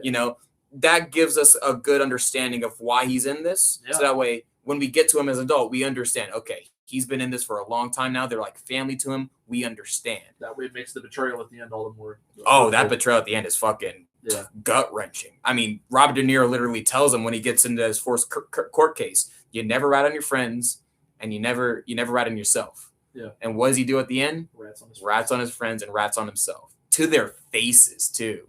Like, that's the most gut-wrenching part of that movie to me. Is like when he has to point them out in court, I'm like, oh, like these people took care of you. And this is how you repay them? Oh. They gave you everything. Brutal. Just brutal. Yeah. Such a good movie. It's a really good movie. Yeah. Any other topics for the pod? I think in general we've kind of covered everything. The only other stuff I want to talk about was like some new movie trailers if you've seen them, but yeah. I assume you probably haven't. So like the new Scary Movie trailer just came out. I don't know if you've seen it. That looks good. That looks fun, doesn't it? It looks fun. I'm like, okay, maybe they're getting back to it as opposed to the Charlie Sheen ones. Scary Movie 3 had its moments. It did. All right, come on, like the part where he's fighting Michael Jackson. Come on, like that part. I also like the bit whenever he's like trying to like your wife didn't make it. Yeah. He's like, and her hat keeps getting bigger. Yeah, the hat keeps getting bigger. That was funny. Like there are parts in Scary Movie 3 that are genuinely funny, but those first two are by far considered the best, especially the first one. The first one is easily. Amazing. I mean, it's parodying Scream, and I Know What You Did Last Summer. Those are great. Which is ironic because I just watched the first two Scream movies again recently. Oh yeah. I forgot just how much of a parody Scream was of horror movies. Yeah, it is. Like Scream itself is a parody of the horror movie genre. Yeah, it's a parody. And then Scream is a parody of, or then Scary Movie is a parody of Scream. Yeah, it's a parody of a parody. It's a parody of a parody. And what's even crazier, and I just found this out because I was doing research on it, there is a parody of Scary Movie. It's a low-budget mockbuster that released in 2000. We're getting to the point where it's like a parody of a parody of a parody. Like we're getting to the point like, are we just gonna make a Scary Movie? Like, no, genuinely, there is a parody movie of Scary Movie that released in 2000 called, and I shit you not, this is the actual title, Shriek, I Know What You Did Last Friday the 13th. I've heard of that. Yes. I didn't think that was real. It's real. And it stars Coolio. The rapper Coolio is in it. No shit. And it is like an actual like spoof movie of Scary Movie. Is it like when Busta Rhymes was in Halloween Resurrection? Yeah. H2O? Yeah. What the fuck? I watched a clip of it the other day, and it was so weird because like obviously they were doing the parody of like the opening scene from Scream where like the girl's talking to the killer, but like it was just so weird because it's like I've already seen this be parodied. So to see a movie parody a parody that's already a parody of a parody. Like, bro, what? It was just so weird. All right. Yeah, but no, Scary Movie 6 genuinely looks great. I'm looking forward to it. I will say this. There is a bit of a controversy with the trans joke at the beginning of the trailer that they showed. Here's my issue with it. My issue isn't that the fact they decided to do a trans joke. My issue is the fact that they decided to do a pronoun joke, and pronoun jokes are just so late 2010, Like the attack helicopter, I identify as the, what I mean? Like it's just outdated. That's so like 2018. Yeah. Like edgy memes. Yeah, exactly. Like, and we were in like high school back then too. Yeah, like it's so just to us, it's like kid humor. Now, to their defense, they haven't done a scary movie since like 2013, so they do have a lot to catch up on. I get it. But in my mind, a better way to have done that joke, because you could have still done that joke, a better way to have done it would have, have Ghostface stab the girl. And then, he would have said something like, I'm going to gut you like a pig, you bitch. And then, a girl would have been like, I identify as he, him. He's like, what? Like, he, him. I'm not a bitch. And he's like, he takes the knife out. I was like, oh, I'm so sorry. I didn't mean to offend you. She's like, thank you. And then he just goes back to stabbing her. Like, that would have been a better way to do it. You know what I mean? I'm sorry I offended you. Yeah. I'm sorry. Like he consoles her because they're like, oh, I'm so sorry, I didn't mean to hurt you. He bandages her up. Like he bandages, even funnier. He bandages her. I'm so sorry, you were already going through so much. And then she says thank you, and then he just goes. Thank you. I'm glad to have accepted your apology. And you breaks her neck. Yeah, that would have been a better way to have done that joke. But I mean, overall, everything they showed in the trailer looks phenomenal, though. I mean, it's the original cast. They're parodying so many different horror movies. Within the past decade, and I love that because, the original Scary Movie wasn't just a parody of Scream; it was a parody of I Know What You Did Last Summer, and they even have references to like Matrix at the end when Anna Faris goes to fight Ghostface. So I love that they're also parodying other stuff that's come out in recent years, like Terrifier at the end of the trailer. You see They parody Smile at one point, which is like that one horror movie where like people get possessed by demons. And it makes them smile. They parody The Substance. I don't know if you've seen The Substance with Demi Moore. Dude, that is, you want to see a gut-wrenching body horror movie? Oh, it's on HBO Max. It's phenomenal. It is so good. No, I watched Tusk. Tusk. That's another one. Yeah, that's another good body horror. Yeah. By all means, I highly suggest Substance. They parodied that one. I mean, just across the board, it just looks great. And it's weird too because we recently watched a revival of a parody franchise just last year, the Naked Gun movie. Yeah, it was bad. And I did not care for that film. But most people say that it's good. Like if you look on the online reviews, most people, even Moist Critical, said he loved the film, that it was a good movie. And like, I don't know, maybe me and you just have different tastes because we both thought it was bad when we saw it. I thought the first hour was good. Oh yeah, the first hour I thought it was solid. After that, I almost fell asleep. I couldn't get into it. Like the jokes weren't even that funny in the second half to me either. No, they weren't. Like the first half, like when they're all like crying, like at the, he's like talking to his dad's mural, and then all of them are talking to their parents' mural, and then fucking that the guy with OJ Simpson. Like, no. Yeah. That was fucking great. Or like whenever they're trying to like get the car, like the car's flipped over, so they get like the crane game, and it's a giant crane. Yeah. Yeah. Good bits. Though that first half was really good, but the second half, it didn't do it for me at all. No, me neither. Like none of the jokes they were doing, like the one with like the infrared like sniper or whatever, and like it's like, oh, he's got the dog, he's petting the dog, and like it looks like the woman's like jacking him off or whatever, and then at one point it looks like the dog is sucking him off. Like the entire time that was happening, I was just like, like this is just weak, like I've seen better, so. And I hope this is a better revival of a parody franchise than that one was, in my opinion. Because me too. I know a lot of people like Naked Gun, but it just wasn't for me and you. So, yeah. 2 movies I wanted to talk about. What are 2 movies you want to talk about? Super Mario Galaxy movie. That was one of the things I was going to talk about. Yeah. So, I've seen the trailers, and obviously they announced Donald Glover as Yoshi. Which is just hilarious because he's only going to be saying Yoshi for majority of the film until like Vin Diesel's Groot. Yeah, I suspect that he's going to have more vocal lines